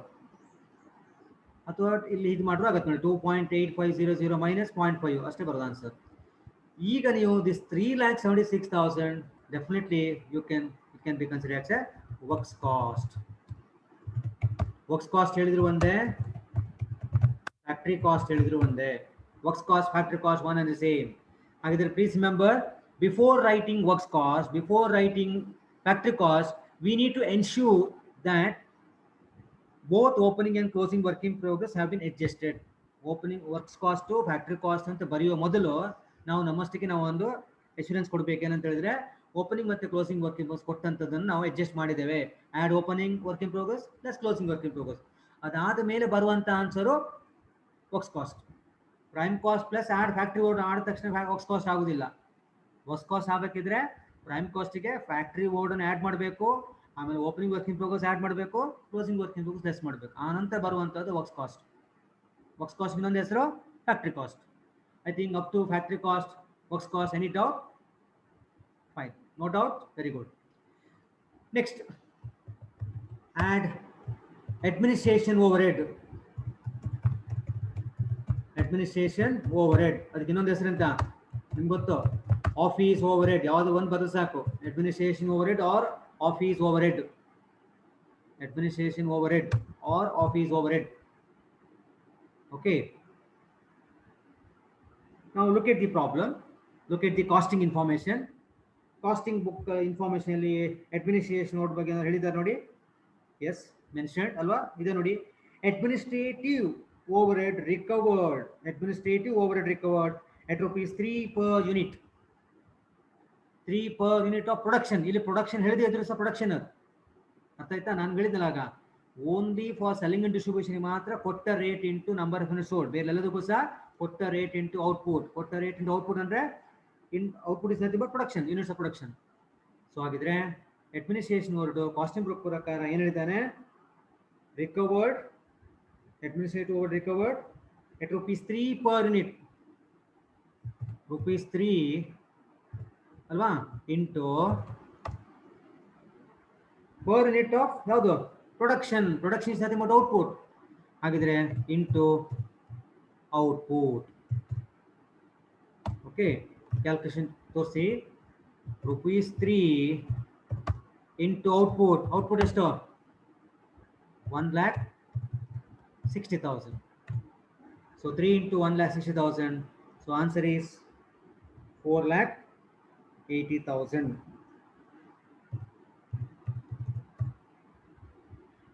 CPU ಕ್ಯಾಲ್ಕುಲೇಟ್ ಮಾಡಿ. ಕ್ಯಾಲ್ಕುಲೇಟರ್ ಬೇಡ ಬೇಡ, ಯಾಕಂದರೆ ಇಂಟು 3 ಮಾಡಿದ್ದಲ್ವ, ಹಾಗಾಗಿ ಇಲ್ಲಿ 3 ಬರಲೇಬೇಕು. 3.000. 4 ಡೆಸಿಮಲ್ ಪಾಯಿಂಟ್ ತೊಗೊಂಡೆ ನಾನು. 4 ಡೆಸಿಮಲ್ ಪಾಯಿಂಟ್ ತೊಗೊಳ್ಳಿ, ಬರ್ಕೊಳ್ಳಿ ಹಾಗೆ ನೀವು. ಬಟ್ ಇಲ್ಲಿ ನಾನು ಎಕ್ಸೆಲ್ ಶೀಟಲ್ಲಿ ತೊಗೊಳ್ತಾ ಇಲ್ಲ ಅದು. ಓಕೆ, ಮತ್ತೆ ನೋಡೋಣ. ಓಕೆ, ಸೊ ಇದು ಅರ್ಥ ಆಯ್ತಲ್ವಾ? ಈಗ 3,76,000 ಪ್ಲಸ್ 4,80,000 ಏನಾಗ್ತದೆ? ಅದು ಕಾಸ್ಟ್ ಆಫ್ ಪ್ರೊಡಕ್ಷನ್. ಅದಕ್ಕೇನಾಗ್ತದೆ? ಸಿಂಪಲ್ ಆಗಿ COP ಅಂತ ಹೇಳ್ತೇವಲ್ವಾ. ಕಾಸ್ಟ್ ಆಫ್ ಪ್ರೊಡಕ್ಷನ್ ಹೇಳಿದ್ರು ಒಂದೇ, COP ಹೇಳಿದ್ರು ಒಂದೇ. ಎಷ್ಟಾಯ್ತು ನೋಡಿ? 8,56,000. ಕ್ಯಾಲ್ಕುಲೇಟರ್ ತಗೊಳ್ಳಿ. Take your calculator and calculate. 3,76,000 plus 4,80,000. So total 8,56,000 COP. This is very, very important stage in the cost sheet. For every cost sheet, COP stage is very important stage. ಯಾಕೆ ಅಂತ ಕೇಳಿದ್ರೆ ಮತ್ತೆ ಹೇಳ್ತೀನಿ ಅದನ್ನ. You calculate CPU. Cost of production 8,56,000 divided by output, divided by number of units produced. ಎಷ್ಟು ಬಂತು ನೋಡಿ? 8,56,000 divided by 1,60,000. 5.3500. This is cost of production per unit. 5.3500 is cost of production per unit. My dear students, this is important stage because how do you value the stock under costing system? Costing system ಅಲ್ಲಿ stocks ಹೇಗೆ value ಮಾಡ್ತಾರೆ? Under costing system, stocks are valued always at the cost price. Correct ಅಲ್ಲ? ನೆನಪಿದೆ ನಿಮ್ಗೆ ಹೇಳಿದ್ ನಾನು financial ಅಕೌಂಟಲ್ಲಿ, financial accounting ಸಿಸ್ಟಮಲ್ಲಿ ಸ್ಟಾಕ್ಸ್ ಹೇಗೆ ವ್ಯಾಲ್ಯೂ ಮಾಡ್ತಾರೆ ಕೇಳಿದರೆ, ಮಾರ್ಕೆಟ್ ಪ್ರೈಸು ಅಥವಾ cost price, whichever is least, whichever ಕಡಿಮೆ ಯಾವುದಿದೆ ತಗೊಳ್ಳೋದು. ಆದರೆ ಕಾಸ್ಟಿಂಗಲ್ಲಿ, under costing system, stocks are valued always at cost price. Cost price is nothing but, my dear student, nothing but this one. ಅಂದರೆ COP per unit, cost of production per unit. Cost of production per unit ಎಷ್ಟಿಲ್ಲಿ 5.35. That is one ನಾನು ಹೇಳಿದ್ದು.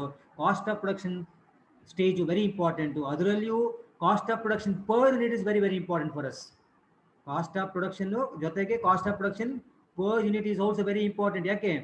To value the closing stock, to value the stock we take cost of production per unit. ಈಗ cost of production per unit ಎಷ್ಟು ಈ ಪ್ರಾಬ್ಲಮ್ಗೆ? 5.35. Is it clear? 5.3500. Okay, right. After cost of production next ಎಂತ ಮಾಡಬೇಕು? Add selling and distribution? No. Before adding selling and distribution, please ensure selling and distribution word add ಮಾಡೋ ಮೊದಲು opening stock of finished goods, closing stock of finished goods adjust ಮಾಡಬೇಕು. ಹಾಗಿದ್ರೆ cost of production ಆದ ತಕ್ಷಣ add selling and distribution ಅಲ್ಲ, add opening stock of finished goods if given, ಕೊಟ್ಟರೆ ಮಾತ್ರ. Less closing stock of finished goods ಕೊಟ್ಟರೆ ಮಾತ್ರ. But ಈ ಪ್ರಾಬ್ಲಮ್ ಏನಾಯಿತು? Opening stock of finished goods ಕೊಡಲಿಲ್ಲ. ಉಂಟಾ? Opening stock of finished goods ಕೊಟ್ಟಿದ್ದಾರಾ? ಇಲ್ಲಲ್ಲ. ಬಟ್ ನಾನು ಬರೀತೇನೆ, add opening stock of finished goods. ಇಲ್ಲ, 0. ಸರಿಯಲ್ಲ? ಆಮೇಲೆ ಲೆಸ್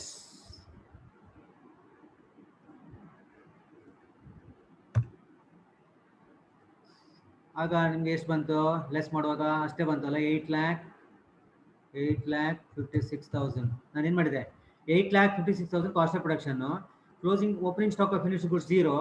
ಸೊ 8,56,000 ಮೈನಸ್ 0 ಅಂದರೆ ಅಷ್ಟೇ ಬಂತು, 8,56,000 ಬಂತು. 8,56,000 minus 0. So answer is same. ಈಗ ಲೆಸ್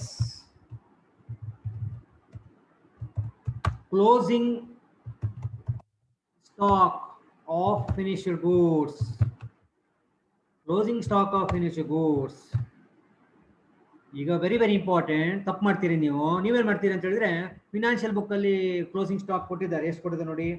ಫಿನಾನ್ಷಿಯಲ್ ಬುಕ್ಕಲ್ಲಿ closing finished stock units 40,000, amount 1,20,000 ಕೊಟ್ಟಿದ್ದಾರೆ.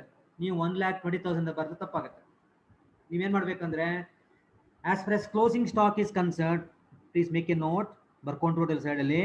As far as closing stock is concern, ignore the given value in the financial book. Ignore the financial book value. Closing ಸ್ಟಾಕಿಗೆ ಬರುವಾಗ financial ಬುಕ್ಕಲ್ಲಿ ಕೊಟ್ಟ value ತಗೊಳ್ಳಿಕ್ಕಿಲ್ಲ. ನಾವು ಸಪ್ರೇಟಾಗಿ calculate ಮಾಡಬೇಕು. Calculate ಮಾಡೋದು ಹೇಗೆ ಕೇಳಿದರೆ, ಫಾರ್ಮುಲಾ ಅಪ್ಲೈ ಮಾಡಿ.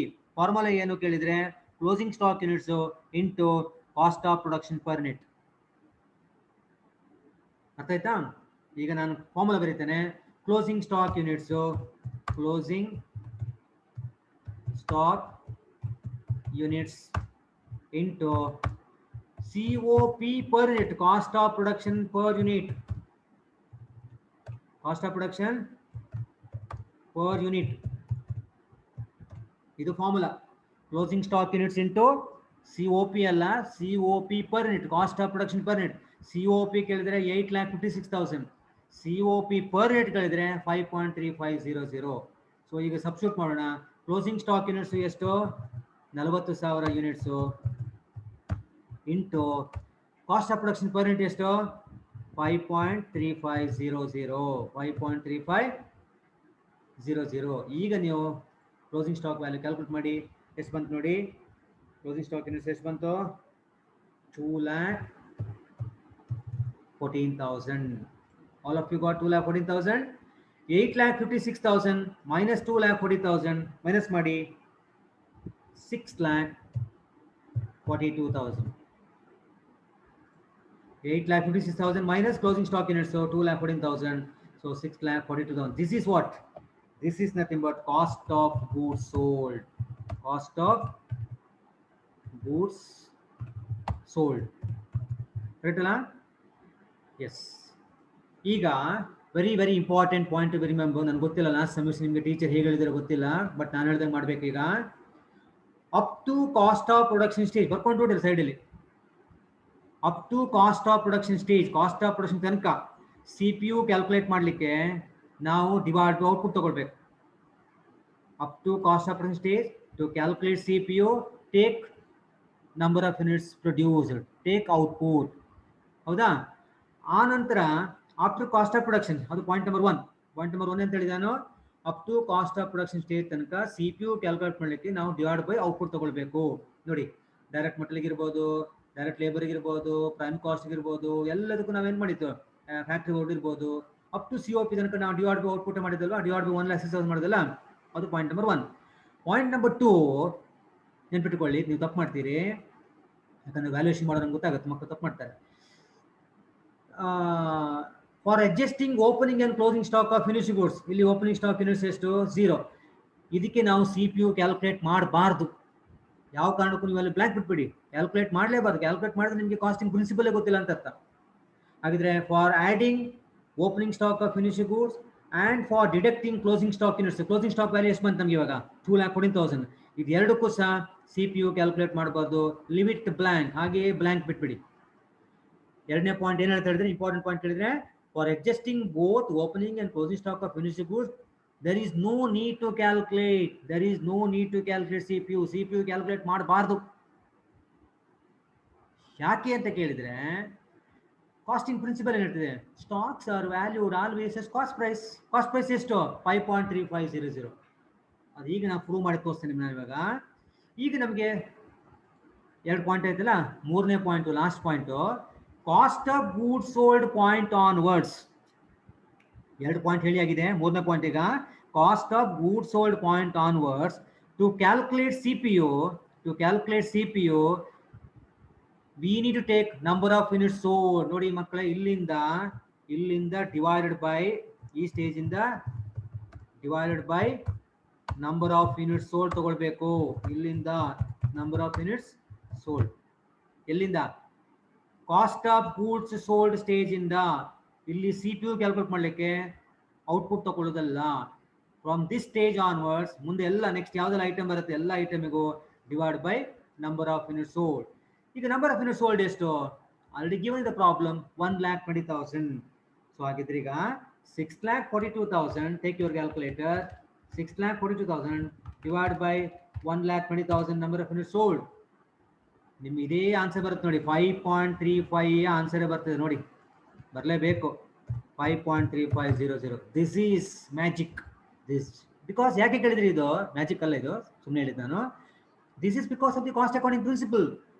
ಹಾಗಾಗಿ ನಾನು ನಿಮ್ಗೆ ಹೇಳಿದ್ದು ಓಪನಿಂಗ್ ಸ್ಟಾಕು ಮತ್ತು ಕ್ಲೋಸಿಂಗ್ ಸ್ಟಾಕ್ ಆಫ್ ಫಿನಿಶ್ ಗೂಡ್ಸ್ಗೆ ಸಿ ಪಿ ಯು ಬರೀಲಿಕ್ಕಿಲ್ಲ. ಅದು ಇಂಪ್ಲೈಡ್, ಅದು ಬರೀ ಅವಶ್ಯಕತೆ ಬರೀಬಾರ್ದು ಆ್ಯಕ್ಚುಲಿ. ಇಂಪ್ಲೈಡ್ ಯಾಕೆ? ಏನು implied? Both opening and closing stocks are valued at cost price ಅಂತ ಅರ್ಥ. ಸೊ ನೋಡಿ, ಆಮೇಲೆ ನಾವು ಮಾಡುವಾಗ ನಮಗೆ ಇದೇ 5.35 ಬಂತು ನೋಡಿ. ಇದು ಹೇಗೆ ಬಂತು? 6,42,000 ಡಿವೈಡ್ ಬೈ 1,60,000 ಮಾಡಿದ ತಪ್ಪು. Cost of goods sold point ಇಂದ ಮುಂದಿನ ಎಲ್ಲ ಐಟಮಿಗೆ divide by number of units sold. ನಾ ಬರ್ತೀನಿ ನೋಡಿ, divide by number of units sold. So 6,42,000 divide by number of units sold for this problem is 1,20,000. So answer is 5.3500. Is it clear? Yes. Next ಈಗ add selling and distribution. Selling and distribution overhead. Now look at the problem. Costing ಮಾಹಿತಿ ನೋಡಿ, casting ಮಾಹಿತಿಯಲ್ಲಿ ಕೊಟ್ಟಿದ್ದಾನೆ. ಏನಂತಿದೆ? Selling and distribution overhead at rupees 4 per unit sold. Rupees 4 into number of units sold. ಇಲ್ಲಿ sold ಅಂತ ಕೊಡದೇ ಇದ್ರು ಸಹ ನಾವೇನು ತಗೊಳ್ಬೇಕು? rupees 4 into ಯೂನಿಟ್ ಸೋಲ್ಡ್ ತಗೊಳ್ಬೇಕು. ಸೆಲ್ಲಿಂಗ್ ಅಂಡ್ ಡಿಸ್ಟ್ರಿಬ್ಯೂಷನ್ ಯಾವಾಗಲೂ ಹಾಗೆ. ಸೊ ಬ್ರಾಕೆಟ್ ಅಲ್ಲಿ ಕ್ಯಾಲ್ಕುಲೇಷನ್ ತೋರಿಸಿಬಿಡಿ. rupees 4 into number of unit sold ಎಷ್ಟು? 1,20,000 units. 1,20,000 units. So 1,20,000 into 4. The answer is 4,80,000. 4,80,000. ಈಗ 4,80,000 ಡಿವೈಡ್ ಬೈ ಔಟ್ಪುಟ್ ತಗೊಳ್ತೀರಾ? ನೋ, ತಪ್ಪು. 4,80,000 ಡಿವೈಡ್ ಬೈ 1,60,000 ತಗೊಂಡು ತಪ್ಪು. ನಾನು ಆಗಲೇ ಹೇಳಿದೆ ನಿಮಗೆ, ಕಾಸ್ಟ್ ಆಫ್ ಗೂಡ್ಸ್ ಸೋಲ್ಡ್ ಇಂದ ಮುಂದಿನ ಎಲ್ಲ ಐಟಮ್ಗೆ divide by number of unit sold, divide by number of unit sold ತಗೊಳ್ಬೇಕು. ಸೊ ಹಾಗಿದ್ರೆ 4,80,000 ಡಿವೈಡ್ ಬೈ 1,20,000 ಅದು ಮಾಡೋ ಅವಶ್ಯಕತೆ ಇಲ್ಲ, ಯಾಕಂದ್ರೆ ನಾವು ಮಲ್ಟಿಪ್ಲೈ ಮಾಡಿದ್ದು 4 rupees ಇಂದಲ್ವಾ, 4 rupees ಬರಬೇಕು. So 4,80,000 divide by 1,20,000, so 4.000. ಅರ್ಥ ಆಯ್ತಾ? ಈಗ ಟೋಟಲ್ ಕಾಸ್ಟ್ ಕ್ಯಾಲ್ಕುಲೇಟ್ ಮಾಡಿ. ಟೋಟಲ್ ಕಾಸ್ಟ್ ಇನ್ನೊಂದು ಹೆಸರು ಅಂತ ಅದಕ್ಕೆ, total cost or cost of sales. Total cost ಹೇಳಿದ್ರು ಒಂದೇ, ಕಾಸ್ಟ್ ಆಫ್ ಸೇಲ್ಸ್ ಹೇಳಿದ್ರು ಒಂದೇ. 6,42,000 cost of goods sold plus 4,80,000 ಇವೆರಡನ್ನ ಆ್ಯಡ್ ಮಾಡಿ 11,22,000.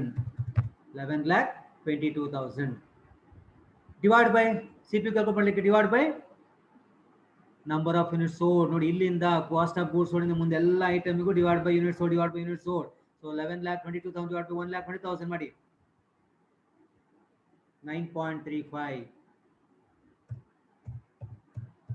9.3500 ಆರ್ ಹೀಗೂ ಮಾಡ್ಬೋದು ನೋಡಿ. 5.35 plus 4 answer is same 9.35. 5.35 plus 4 ಅಲ್ವಾ, 9.35 ಕರೆಕ್ಟ್. ಈಗ ನಮ್ಗೆ ಗೊತ್ತಿಲ್ಲ ಪ್ರಾಫಿಟ್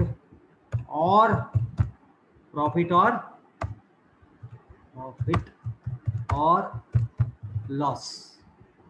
ಜಾಗ ಬಿಡಿ, ಪ್ರಾಫಿಟ್ ಆರ್ ಸೇಲ್ಸ್ ಅಂತ ಬರೆದು ಸ್ಪೇಸ್ ಬಿಡಿ. Last item of the cost it is sales.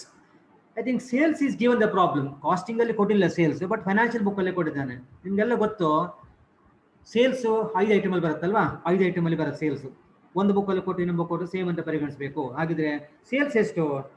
Casting ಅಲ್ಲಿ ಕೊಡಲಿಲ್ಲ, ಫೈನಾನ್ಷಿಯಲ್ ಕೊಡ್ತೇನೆ. ಫೈನಾನ್ಷಿಯಲ್ ಬುಕ್ ಅಲ್ಲಿ ಉಂಟು ನೋಡಿ, 7 lakhs ಅಂತ ಹೇಳಿದ್ದೇನೆ. ಹಾಗಿದ್ರೆ ಸೇಲ್ಸ್ 7 lakhs. ಸರಿಯಾ? ಈಗ ನಿಮಗೆ ಸೇಲ್ ಆಗಿದ್ದು ರೆವಿನ್ಯೂ ಸಿಕ್ಕಿದ್ದು, ಸೇಲ್ಸ್ ಹೇಳಿದ್ರೆ ರೆವಿನ್ಯೂ, ಸೇಲ್ಸ್ ರೆವಿನ್ಯೂ ಎರಡು ಒಂದೇ. ನಿಮಗೆ ಸೇಲ್ ಮಾಡಿ ಸಿಕ್ಕಿದ್ದು ನಿಮಗೆ 7 ಲಕ್ಷ. ಎಷ್ಟು ಯೂನಿಟ್ ಸೇಲ್ ಆಗಿದೆ? 1,20,000. 1,20,000 ಯೂನಿಟ್ಸ್ ನೀವು ಸೇಲ್ ಮಾಡಿ ನಿಮಗೆ ಸಿಕ್ಕಿದ ರೆವಿನ್ಯೂ 7 lakhs. ಆ 1,20,000 ಯೂನಿಟ್ಸ್ ಮ್ಯಾನುಫ್ಯಾಕ್ಚರ್ ಮಾಡಲಿಕ್ಕೆ ನಿಮ್ಗೆ ಖರ್ಚಾಗಿದ್ದು 11,22,000. ನೋಡಿ, ನಿಮಗೆ ಸಿಕ್ಕಿದ ರೆವಿನ್ಯೂ 7 ಲಕ್ಷ, ನೀವು ಖರ್ಚು ಮಾಡಿದ್ದು ಕಾಸ್ಟ್ ಎಷ್ಟು? 11,22,000. ಖರ್ಚು ಮಾಡಿದ್ದು ಜಾಸ್ತಿ ಅಲ್ಲ, ನಿಮ್ಗೆ ಸಿಕ್ಕಿದ ರೆವಿನ್ಯೂ ಕಡಿಮೆ, ಹಾಗಾಗಿ ಇಲ್ಲಿ ಲಾಸ್ ಬಂತು. ಸರಿಯಲ್ಲ? ಸೊ ಹಾಗಿದ್ರೆ ಇಲ್ಲಿ ಪ್ರಾಫಿಟ್ ಆರ್ ಲಾಸ್ ಬೇಡ, ಲಾಸ್ ಅಂತ ಬರೆದ್ಬಿಡೋಲ್ಲ, ಕರೆಕ್ಟ್ ಅಲ್ಲ? ಇಲ್ಲಿ ಲಾಸ್ ಬಂತು, ಹೇಗೆ ಬಂತು ಲಾಸ್? ಸೇಲ್ಸ್ ಅಮೌಂಟ್ ಕಡಿಮೆ ಇದೆ, ಕಾಸ್ಟ್ ಅಮೌಂಟ್ ಜಾಸ್ತಿ ಇದೆ, ಹಾಗಾಗಿ ಲಾಸ್. ಎಷ್ಟು ಡಿಫರೆನ್ಸ್ ನೋಡಿ ಅದು ಒಂಚೂರು ಕ್ಯಾಲ್ಕುಲೇಟರ್ ಅಲ್ಲಿ. 4,22,000. okay, this 4,22,000 divided by number of units sold. ನಾನು ಹೇಳಿದಲ್ಲ, ನಮ್ಮ ಕಾಸ್ಟ್ ಆಫ್ ಗೂಡ್ಸ್ ಸೋಲ್ಡ್ ಮುಂದೆ ಎಲ್ಲ ಲಾಸ್ ಪ್ರಾಫಿಟ್ ಎಂತ ಬರೋದು divide by unit sold. So 4,22,000 divided by 1,20,000 divided by number of units sold. So 3.51. 3.5167. ನೋಡಿ, ಈಗ 4 decimal point ತಗೊಳ್ತು ನೋಡಿ ಅಲ್ವಾ, 0 ಮಾತ್ರ ತಗೊಳ್ತೀರಾ. 3.5167. So uniformly take 4 decimal points in the notebook. ಈಗ this 7 lakh divided by same 7 lakh divided by also 1,20,000 divided by number of units sold. ಎಷ್ಟು ಬಂತು ನೋಡಿ? 5.8333.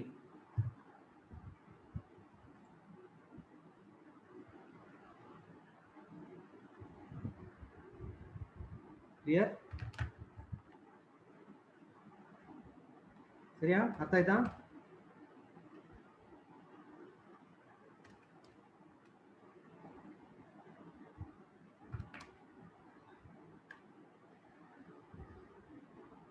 Any doubt?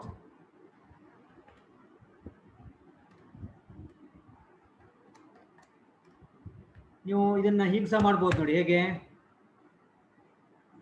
Sales per unit, total cost per unit, cost of sales 9.35. -3.5167 ನಿಮ್ಗೆ ಅಷ್ಟೇ answer ಬರುತ್ತೆ. So ಹಾಗಿದ್ರೆ casting book ಪ್ರಕಾರ ನಮಗೆ loss ಬಂತು. ಕಾಸ್ಟಿಂಗ್ ಬುಕ್ ಪ್ರಕಾರ ನಮಗೆ ಲಾಸ್ ಬಂತು. ಎಷ್ಟು ಬಂತು? 4,22,000. ನಾನು ಇದನ್ನ ಬ್ರಾಕೆಟ್ ಅಲ್ಲಿ ಮೆನ್ಷನ್ ಮಾಡ್ತಾನೆ, ಲಾಸ್ ಅಂತ ಗೊತ್ತಾಗಬೇಕಲ್ಲ ನಿಮಗೆ. ಸೊ ಮೈನಸ್ ಬ್ರಾಕೆಟ್ ಅಲ್ಲಿ ಹಾಕಿದೆ ಯಾಕೆ ಹೇಳಿದ್ರೆ ಮೈನಸ್ ಬ್ರಾಕೆಟ್ ಅಂದ್ರೆ 4,20,000 ಲಾಸ್ ಅಂತ ನಿಮ್ಗೆ ಗೊತ್ತಾಗಬೇಕಲ್ಲ. ಓಕೆ, ಈಗ ನಾವು come to the original problem ಬನ್ನಿ. Locate the problem. ಇದು ಅರ್ಥ ಆಯ್ತಲ್ಲ. ನನಗೆ ಬೇರೆ ನಿಮಗೆ ನನ್ನ ಇದು PPT ಶೇರ್ ಮಾಡ್ತೀನಿ. ಇವಾಗ PPT ಶೇರ್ ಮಾಡ್ತೇನೆ ನೋಡಿ.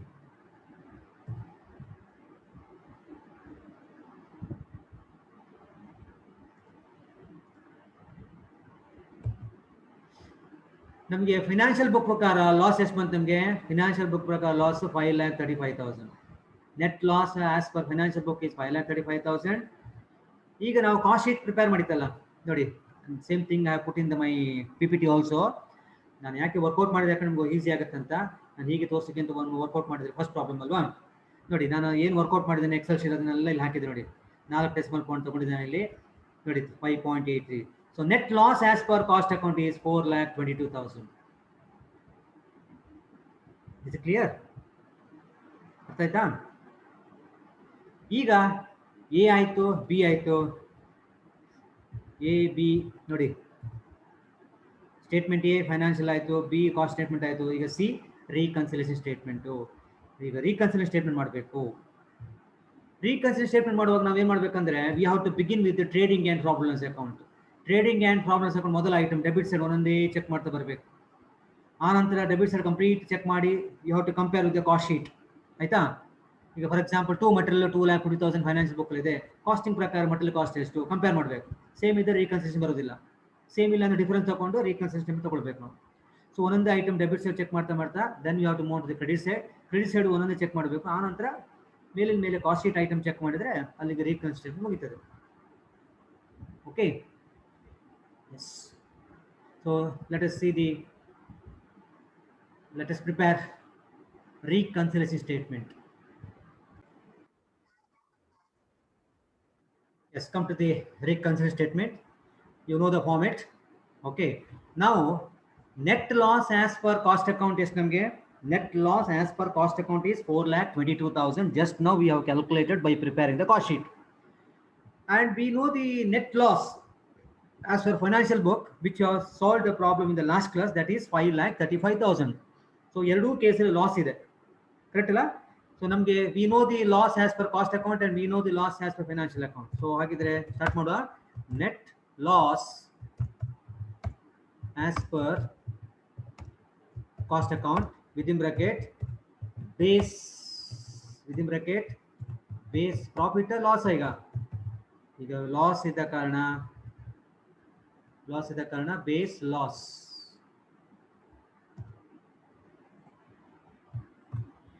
ಎಷ್ಟು ಕಾಸ್ಟಿಂಗ್ ಪ್ರಕಾರ ಲಾಸ್? 4,22,000. ಫೈನ್. ಈಗ ಆಡ್ ಅಂತ ಬರೆದು leave some space, less. Okay, ಈಗ how to start? whether you have to start from the cost sheet, whether you have to start from the profit and loss account. ನಾನು ಆಗ ಹೇಳಿದೆ ನಿಮಗೆ we have to begin with the profit and loss account. now look at the profit and loss account first item. profit and loss account ಅಲ್ಲಿ first item 2 material 2,50,000 ಇದೆ. profit and loss account ಅಲ್ಲಿ material 2,50,000 ಇದೆ. ಈಗ come to the cost sheet. cost sheet ಅಲ್ಲಿ ಎಷ್ಟಿದೆ? material cost ಎಷ್ಟು? cost sheet ಅಲ್ಲಿ ಮೊದಲ ಐಟಮ್ ನೋಡಿ, ಡೈರೆಕ್ಟ್ material ಎಷ್ಟು?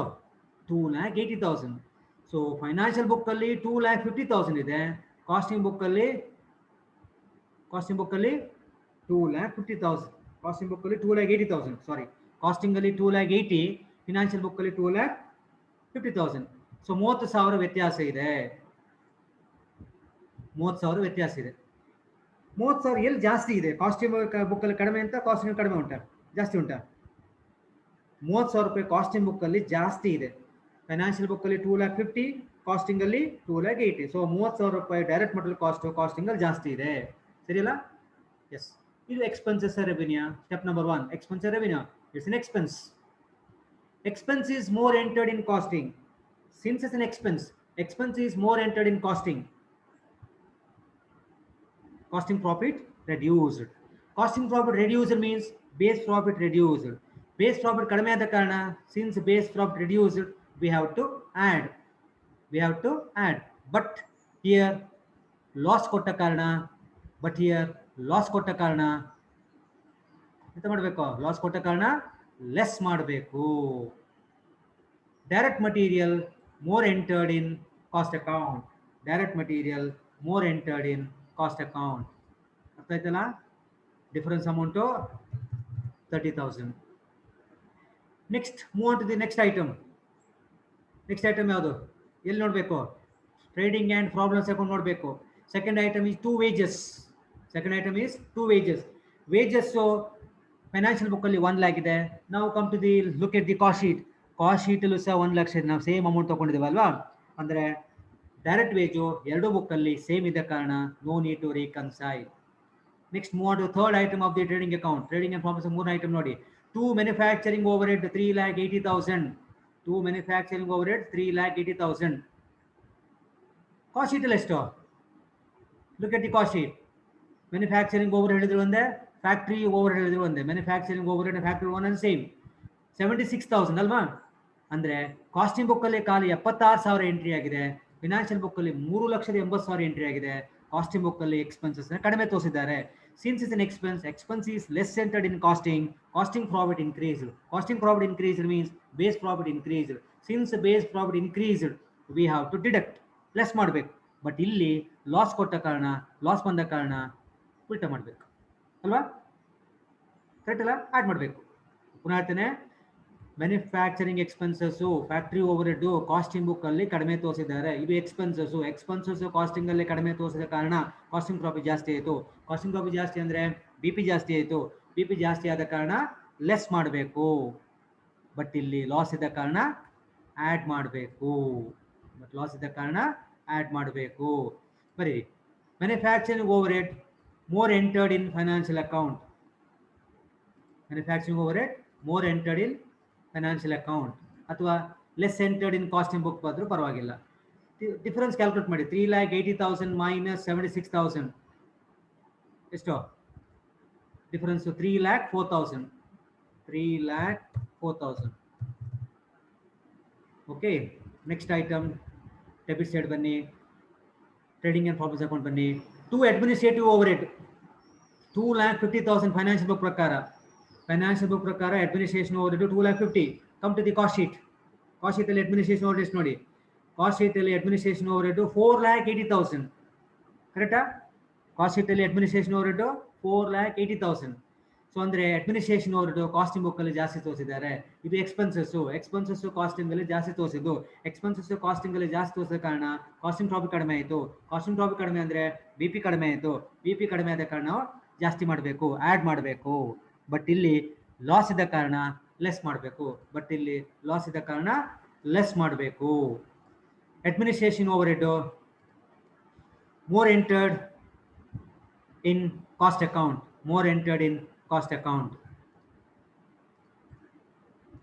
ಡಿಫರೆನ್ಸ್ ಅಮೌಂಟು ಕ್ಯಾಲ್ಕುಲೇಟ್ ಮಾಡಿ. 2,30,000 ಬರುತ್ತಲ್ಲ. 2,30,000 ಹೇಗೆ ಬಂತದು? ಅಡ್ಮಿನಿಸ್ಟ್ರೇಷನ್ ಓವರ್ ಹೆಡ್ 2,50,000 ಫೈನಾನ್ಷಿಯಲ್ ಬುಕ್ಕಲ್ಲಿ, ಕಾಸ್ಟಿಂಗ್ ಬುಕ್ಕಲ್ಲಿ administration overhead 4,80,000. So 4,80,000 minus 2,50,000 correct ಅಲ್ಲ? ಎಸ್. ಇನ್ನು ನೆಕ್ಸ್ಟ್ ನೋಡಿ, ಟ್ರೇಡಿಂಗ್ ಅಕೌಂಟ್ ಬನ್ನಿ. ಪುನಃ ಡೆಬಿಟ್ ಸೈಡ್ ಒಂದೊಂದೇ ಚೆಕ್ ಮಾಡ್ತಾ ಹೋಗ್ಬೇಕು ನಾವು. To selling overhead financial ಬುಕ್ಕಲ್ಲಿ 4,80,000 ಇದೆ. ಕಾಸ್ಟಿಂಗಲ್ಲಿ ಎಷ್ಟು? ಸೆಲ್ಲಿಂಗ್ ಅಂಡ್ ಡಿಸ್ಟ್ರಿಬ್ಯೂಷನ್ ಎಕ್ಸ್ಪೆನ್ಸಸ್ಸು ಕಾಸ್ಟಿಂಗಲ್ಲೂ ಸಹ 4,80,000 ಇದೆ. ಫೈನಾನ್ಷಿಯಲ್ ಬುಕ್ಕಲ್ಲೂ ಸಹ selling and distribution overhead 4,80,000. Costing ಬುಕ್ಕಲ್ಲೂ ಸಹ selling and distribution overhead same amount ಇದೆ, 4,80,000. ಸೇಮ್ ಇದ್ರೆ there is no need to consider for reconciliation statement ಬರೋದಿಲ್ಲ, ಸೇಮ್ ಅಮೌಂಟ್ ಇದ್ರೆ. ನೆಕ್ಸ್ಟ್ ಡೆಬಿಟ್ ಸೈಡ್ ಮುಂದೆ ಹೋಗೋಣ. 2 ಬ್ಯಾಡ್ ಡೇಟ್ಸ್ 20,000. ಇದು ಕಾಸ್ಟ್ ಶೀಟಲ್ಲಿ ನಾವು ತಗೊಳ್ಳೋದು ಇಲ್ಲ ಅಲ್ವಾ? So bad dates not considered in cost sheet. Bad dates ಎಲ್ಲಿ ಎಂಟ್ರಿ ಆಯಿತು? ಫಿನಾನ್ಷಿಯಲ್ ಬುಕ್ಕಲ್ಲಿ ಮಾತ್ರ ಎಂಟ್ರಿ ಆಗಿದೆ, ಕಾಸ್ಟಿಂಗಲ್ಲಿ ಎಂಟ್ರಿ ಆಗಲಿಲ್ಲ. ಇದು ಎಕ್ಸ್ಪೆನ್ಸಸ್ಸು ಕಾಸ್ಟಿಂಗಲ್ಲಿ ತೋರಿಸ್ತಿಲ್ಲ. ಎಕ್ಸ್ಪೆನ್ಸಸ್ಸು ಕಾಸ್ಟಿಂಗಲ್ಲಿ ತೋರಿಸದೇ ಇದ್ದ ಕಾರಣ ಕಾಸ್ಟಿಂಗ್ ಪ್ರಾಫಿಟ್ ಜಾಸ್ತಿ ಆಯಿತು. ಎಕ್ಸ್ಪೆನ್ಸಸ್ ಅನ್ನು ಕಾಸ್ಟಿಂಗ್ ಬುಕ್ ಅಲ್ಲಿ ತೋರಿಸಿದ ಕಾರಣ ಕಾಸ್ಟಿಂಗ್ ಪ್ರಾಫಿಟ್ ಜಾಸ್ತಿ ಆಯಿತು. ಕಾಸ್ಟಿಂಗ್ ಪ್ರಾಫಿಟ್ ಜಾಸ್ತಿ ಅಂದರೆ ಬಿ ಪಿ ಜಾಸ್ತಿ ಆಯಿತು. ಬಿ ಪಿ ಜಾಸ್ತಿ ಆದ ಕಾರಣ ಲೆಸ್ ಮಾಡಬೇಕು. ಬಟ್ ಇಲ್ಲಿ ಆ್ಯಡ್ ಮಾಡಬೇಕು. ಯಾಕೆ? ಲಾಸ್ ಕೊಟ್ಟ ಕಾರಣ. Bad debts entered only in financial account. Amount 20,000. Next trading account ಬನ್ನಿ, ಪ್ರಾಬ್ಲಮ್ಸ್ ಅಕೌಂಟ್ ಬನ್ನಿ. To preliminary expenses 10,000. ಇದು ಸಹ ಕಾಸ್ಟಿಂಗ್ ಅಲ್ಲಿ ಎಂಟ್ರಿ ಆಗಲಿಲ್ಲ. ಎಕ್ಸ್ಪೆನ್ಸಸ್ ಕಾಸ್ಟಿಂಗ್ ಅಲ್ಲಿ ಎಂಟ್ರಿ ಆಗಲಿಲ್ಲ. ಎಕ್ಸ್ಪೆನ್ಸಸ್ ಕಾಸ್ಟಿಂಗ್ ಅಲ್ಲಿ ತೋರಿಸದೇ ಇದ್ದ ಕಾರಣ ಕಾಸ್ಟಿಂಗ್ ಪ್ರಾಫಿಟ್ ಜಾಸ್ತಿ ಆಯಿತು. ಕಾಸ್ಟಿಂಗ್ ಪ್ರಾಫಿಟ್ ಜಾಸ್ತಿ ಅಂದರೆ ಬಿ ಪಿ ಜಾಸ್ತಿ ಆಯಿತು. ಬಿ ಪಿ ಜಾಸ್ತಿ ಆದ ಕಾರಣ ಲೆಸ್ ಮಾಡಬೇಕು. ಬಟ್ ಇಲ್ಲಿ ಆ್ಯಡ್ ಮಾಡಬೇಕು. Preliminary expenses entered only in financial account ಅಥವಾ preliminary expenses not entered in costing ಬರೆದು ಅಡ್ಡಿಲ್ಲ. ಹೇಗಾದರೂ ಅಡ್ಡಿಲ್ಲ. So amount 10,000. ದೆನ್ ಟ್ರೇಡಿಂಗ್ ಅಕೌಂಟಿಗೆ ಬನ್ನಿ ಪುನಃ. ಲೀಗಲ್ ಚಾರ್ಜಸ್ ಡೆಬಿಟ್ ಸೈಡ್ ಅಲ್ವಾ? ಲೀಗಲ್ ಚಾರ್ಜ್ ಇದು ಸಹ ಹಾಗೆ ಕಾಸ್ಟಿಂಗ್ ಬುಕ್ಕಲ್ಲಿ ಎಂಟ್ರಿ ಆಗಲಿಲ್ಲ. ಫಿನಾನ್ಷಿಯಲ್ ಬುಕ್ಕಲ್ಲಿ ಮಾತ್ರ ಎಂಟ್ರಿ ಆಗಿದೆ. ಇದು ಎಕ್ಸ್ಪೆನ್ಸಸ್ ಕಾಸ್ಟಿಂಗ್ ಅಲ್ಲಿ ತೋರಿಸಲಿಲ್ಲ. ಎಕ್ಸ್ಪೆನ್ಸಸ್ ಕಾಸ್ಟಿಂಗ್ ಅಲ್ಲಿ ತೋರಿಸದೇ ಇದ್ದ ಕಾರಣ ಕಾಸ್ಟಿಂಗ್ ಪ್ರಾಫಿಟ್ ಜಾಸ್ತಿ ಆಯಿತು. ಬಿ ಪಿ ಜಾಸ್ತಿ ಆದ ಕಾರಣ ಲೆಸ್ ಮಾಡಬೇಕು. ಬಟ್ ಇಲ್ಲಿ ಲಾಸ್ ಕೊಟ್ಟ ಕಾರಣ ಆ್ಯಡ್ ಮಾಡಬೇಕು. ಬಹುಶಃ ಇದು ಅರ್ಥ ಆಗಿದೆ ನಿಮಗೆ. ಆ್ಯಡ್ ಮಾಡಬೇಕು. Legal charges entered only in financial account. Amount 5,000.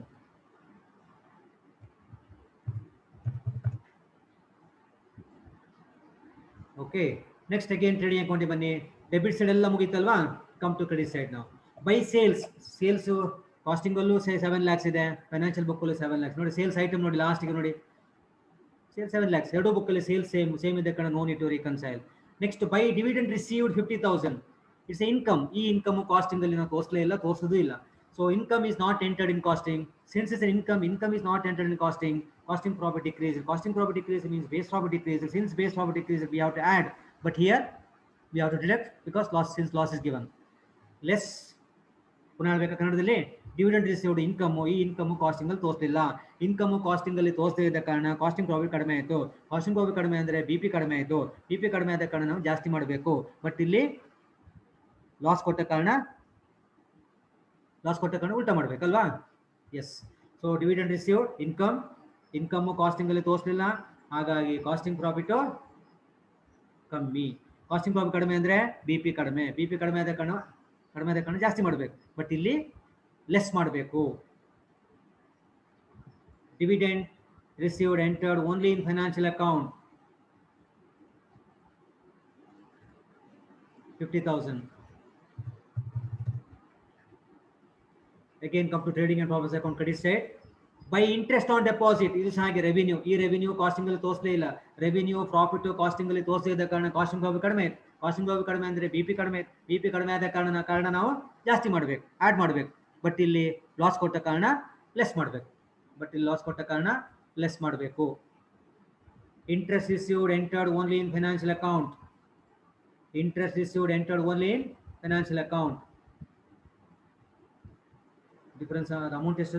Difference amount ಎಷ್ಟು? 10,000.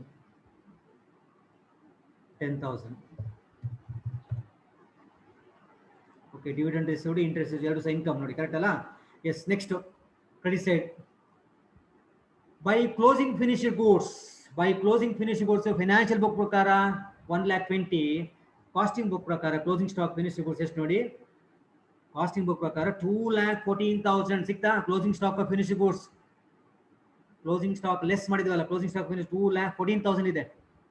ಸೊ ಕಾಸ್ಟಿಂಗ್ ಬುಕ್ ಪ್ರಕಾರ 2,14,000, ಫೈನಾನ್ಷಿಯಲ್ ಬುಕ್ ಪ್ರಕಾರ 1,20,000 ವ್ಯತ್ಯಾಸ ಇದೆ. ಈಗ closing stock of finished goods expenses revenue. Closing stock of finished goods is a revenue costing ಅಲ್ಲಿ ಜಾಸ್ತಿ ತೋರಿಸಿದ್ದಾರೆ. Revenue is more entered in costing. ಎಷ್ಟದು? 2,14,000 ಕಾಸ್ಟಿಂಗ್ ಅಲ್ಲಿ ಎಂಟ್ರಿ ಮಾಡಿದ್ದು. ಫೈನಾನ್ಷಿಯಲ್ ಬುಕ್ ಅಲ್ಲಿ 1,20,000. ಡಿಫರೆನ್ಸ್ ಅಮೌಂಟ್ 94,000 ಕಾಸ್ಟಿಂಗ್ ಅಲ್ಲಿ ಜಾಸ್ತಿ ತೋರಿಸಿದ್ದಾರೆ. ಡಿಫರೆನ್ಸ್ ಅಮೌಂಟ್ ಅಲ್ವಾ? ಸೊ ಹಾಗಿದ್ರೆ revenue is more entered in costing. Since it's a revenue is more entered in cost account. Costing profit increased. Costing profit increased means base profit increased. Since base profit increased, we have to deduct. But here, since base loss is given, we have to add. ಇಲ್ಲಿ add ಮಾಡಬೇಕು, base loss ಕೊಟ್ಟ ಕಾರಣ.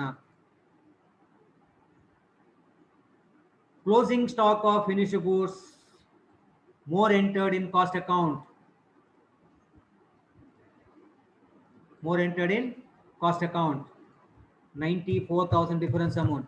ಅಥವಾ closing stock of finish goods less entered in financial account ಬರೆದ್ರೂ ಪರವಾಗಿಲ್ಲ, difference amount 94,000. Okay, ನಾವು come to again trading and profits account credit side. By closing work in progress 80,000 financial book ಅಲ್ಲಿ ಇದೆ. ನಾವು look at the cost sheet, cost sheet ಅಲ್ಲಿ ಸಹ ನಾವು same amount ತಗೊಂಡಿದ್ದೇವೆ. ಹಾಗಿದ್ರೆ closing work in progress less ಮಾಡಿತ್ತಲ್ಲ ಕಾಸ್ಟ್ ಶೀಟ್ ಅಲ್ಲಿ 80,000 ಸೇಮ್ ಅಮೌಂಟ್ ಲೆಸ್ ಮಾಡಿದ್ದೇವೆ. ಹಾಗಾಗಿ ಎರಡು ಬುಕ್ ಅಲ್ಲಿ ಸೇಮ್ ಇದ್ದ ಕಾರಣ no need to reconcile. And the last item of the credit side of the trading and profits account is net loss. ಅದು ನಮ್ಗೆ ಆನ್ಸರ್ ಆಗಿ ಬರಬೇಕಲ್ವಾ, that should be our answer. ನಾವು ಈಗ ಒಮ್ಮೆ ಮೇಲೆ ಕಾಸ್ಟ್ ಶೀಟ್ ಚೆಕ್ ಮಾಡೋಣ. Look at the cost sheet ಒಮ್ಮೆ ಚೆಕ್ ಮಾಡಿ. ಕಾಸ್ಟ್ ಶೀಟ್ ಫಸ್ಟಿಗೆ ಐಟಮ್ ಡೈರೆಕ್ಟ್ ಮಾಡಲ್ ಕಂಪೇರ್ ಮಾಡಿ ಆಯಿತು, ಡೈರೆಕ್ಟ್ ಲೇಬರ್ ಕಂಪೇರ್ ಮಾಡಿ ಆಯಿತು. ನಾವೆಲ್ಲ ಅಮೌಂಟ್ ಕಂಪೇರ್ ಮಾಡಿದ್ದೀವಿ ಅಂತ ನೋಡ್ಬೇಕೀಗ. ಫ್ಯಾಕ್ಟ್ರಿ ಓವರ್ಹೆಡ್ ಸಹ ಅಮೌಂಟ್ ಕಂಪೇರ್ ಮಾಡಿ ಆಯಿತು, ಅಡ್ಮಿನಿಸ್ಟ್ರೇಷನ್ ಓವರ್ಹೆಡ್ ಕಾಸ್ಟಿಂಗ್ ಮತ್ತು ಫೈನಾನ್ಸ್ ಬುಕ್ ಕಂಪೇರ್ ಮಾಡಿ ಆಯಿತು, ಓಪನಿಂಗ್ ಸ್ಟಾಕ್ ಎರಡು ಬುಕ್ ಅಲ್ಲಿ ಇಲ್ಲ, ಕ್ಲೋಸಿಂಗ್ ಸ್ಟಾಕು ಕಂಪೇರ್ ಮಾಡಿ ಆಯಿತು, ಸೆಲ್ಲಿಂಗ್ ಅಂಡ್ ಡಿಸ್ಟ್ರಿಬ್ಯೂಷನ್ ಕಂಪೇರ್ ಮಾಡಿ ಆಯಿತು. ಸೊ ಆಗಿದೆ ಎಲ್ಲ ಅಮೌಂಟನ್ನು ಕಂಪೇರ್ ಮಾಡಿ ಆಯಿತು. ಈಗ ಆ್ಯಡ್ ಮಾಡೋದನ್ನು ಆ್ಯಡ್ ಮಾಡಿ ಟೋಟಲ್ ಮಾಡಿ, ಅಲ್ಲಿಗೆ ಎಲ್ಲವೂ ಕಂಪೇರ್ ಮಾಡಿ ಆಯ್ತು. ನಾವು ಈಗ ಟೋಟಲ್ ಮಾಡಿ, ಟೋಟಲ್ ಮಾಡಲಿಕ್ಕೆ 4,33,000 ಬಂತು. ಇಲ್ಲಿ ಟೋಟಲ್ ಬೇಕಂತೇನಿಲ್ಲ, ಬರ್ದ್ರೆ ತೊಂದರೆ ಇಲ್ಲ. ಸೊ 4,33,000, ಇಲ್ಲಿ 4,22,000 ಒಟ್ಟಿಗೆ ಆ್ಯಡ್ ಮಾಡಿ 8,55,000 ಬಂತು. 8,55,000 ಆ್ಯಡ್ ಮಾಡಿ ಆದ ಮೇಲೆ 8,55,000 ಬಂತು. ಈಗ ಲೆಸ್ ಮಾಡೋದಿಲ್ಲ, ಒಟ್ಟಿಗೆ ಟೋಟಲ್ ಮಾಡಿ, ಲೆಸ್ ಮಾಡೋ ಐಟಮ್ ಟೋಟಲ್ ಮಾಡಿ 3,20,000 ಬಂತು. ಸೊ ಇಲ್ಲಿ ಟೋಟಲ್ ಬೇಕಂತಿಲ್ಲ. So outer column 3,20,000. So 8,55,000, take your calculator ನಾವು. 8,55,000 ಮೈನಸ್ 3,20,000, ನಮ್ಗೆ ಆನ್ಸರ್ ಟ್ಯಾಲಿ ಆಗಬೇಕು. ಇವಾಗ ಎಷ್ಟು ಬರಬೇಕು? 5,35,000 ಬರಬೇಕು. ಬಂತು ನೋಡಿ, ಎಷ್ಟು ಆನ್ಸರ್ ಬಂತು? 5,35,000 ಬಂತು. ಸೊ ಅಲ್ಲಿಗೆ ನೀವು ಕರೆಕ್ಟ್ ಮಾಡಿದ್ದೀರಿ. ಇದೇನಿದು? ಇದು net loss as per financial account. ಇದೇನಿದು? ಇಂಟೆಂಡೆಡ್ ಪ್ರಾಫಿಟ್ ಆರ್ ಎಕ್ಸ್ಪೆಕ್ಟೆಡ್ ಅಲ್ವಾ? R expected profit. ನೋಡಿ, ಇಷ್ಟು ಮಾಡಿದರೆ ನಿಮಗೆ 24 ಮಾರ್ಕ್ಸು. ನಾನು ತುಂಬ ಎಕ್ಸ್ಪ್ಲನೇಷನ್ ಮಾಡಿದ ಕಾರಣ ಇಷ್ಟು ಟೈಮ್ ತಗೊಳುತ್ತೋ, ಇಲ್ಲ ಅಂದರೆ ನೀವು 20 ಮಿನಿಟ್ಸಲ್ಲಿ ಪ್ರಾಬ್ಲಮ್ ಸಾಲ್ವ್ ಮಾಡಲಿಕ್ಕೆ ಆಗುತ್ತೆ. ಖಾಲಿ ಸಾಲ್ವ್ ಮಾಡೋದು 20 ಮಿನಿಟ್ಸಲ್ಲಿ ಮಾಡಲಿಕ್ಕೆ ಆಗ್ತದೆ, ಇಲ್ಲ 25 ಮಿನಿಟ್ಸ್ ಇಟ್ಕೊಳ್ಳಿ ಬೇಕಿದ್ರೆ. Okay, so any doubts you definitely you can ask. So with this I have completed 24 marks problem. ಒಂದು ಪ್ರಾಬ್ಲಮ್ ಸಾಲ್ವ್ ಆಯಿತು, ಇನ್ನೂ ಒಂದು 4 ಪ್ರಾಬ್ಲಮ್ ಸಾಲ್ವ್ ಮಾಡ್ತಾನೆ. Nothing to worry, don't worry about the subject, don't worry about the my topic. Okay, you have every right to ask the question. Doubt idre ನೀವು right ಅದು ಕೇಳಬೇಕು. It's my duty to answer all your questions only with regard to your subject. Okay, yes, thank you very much. Thank you, have a nice time.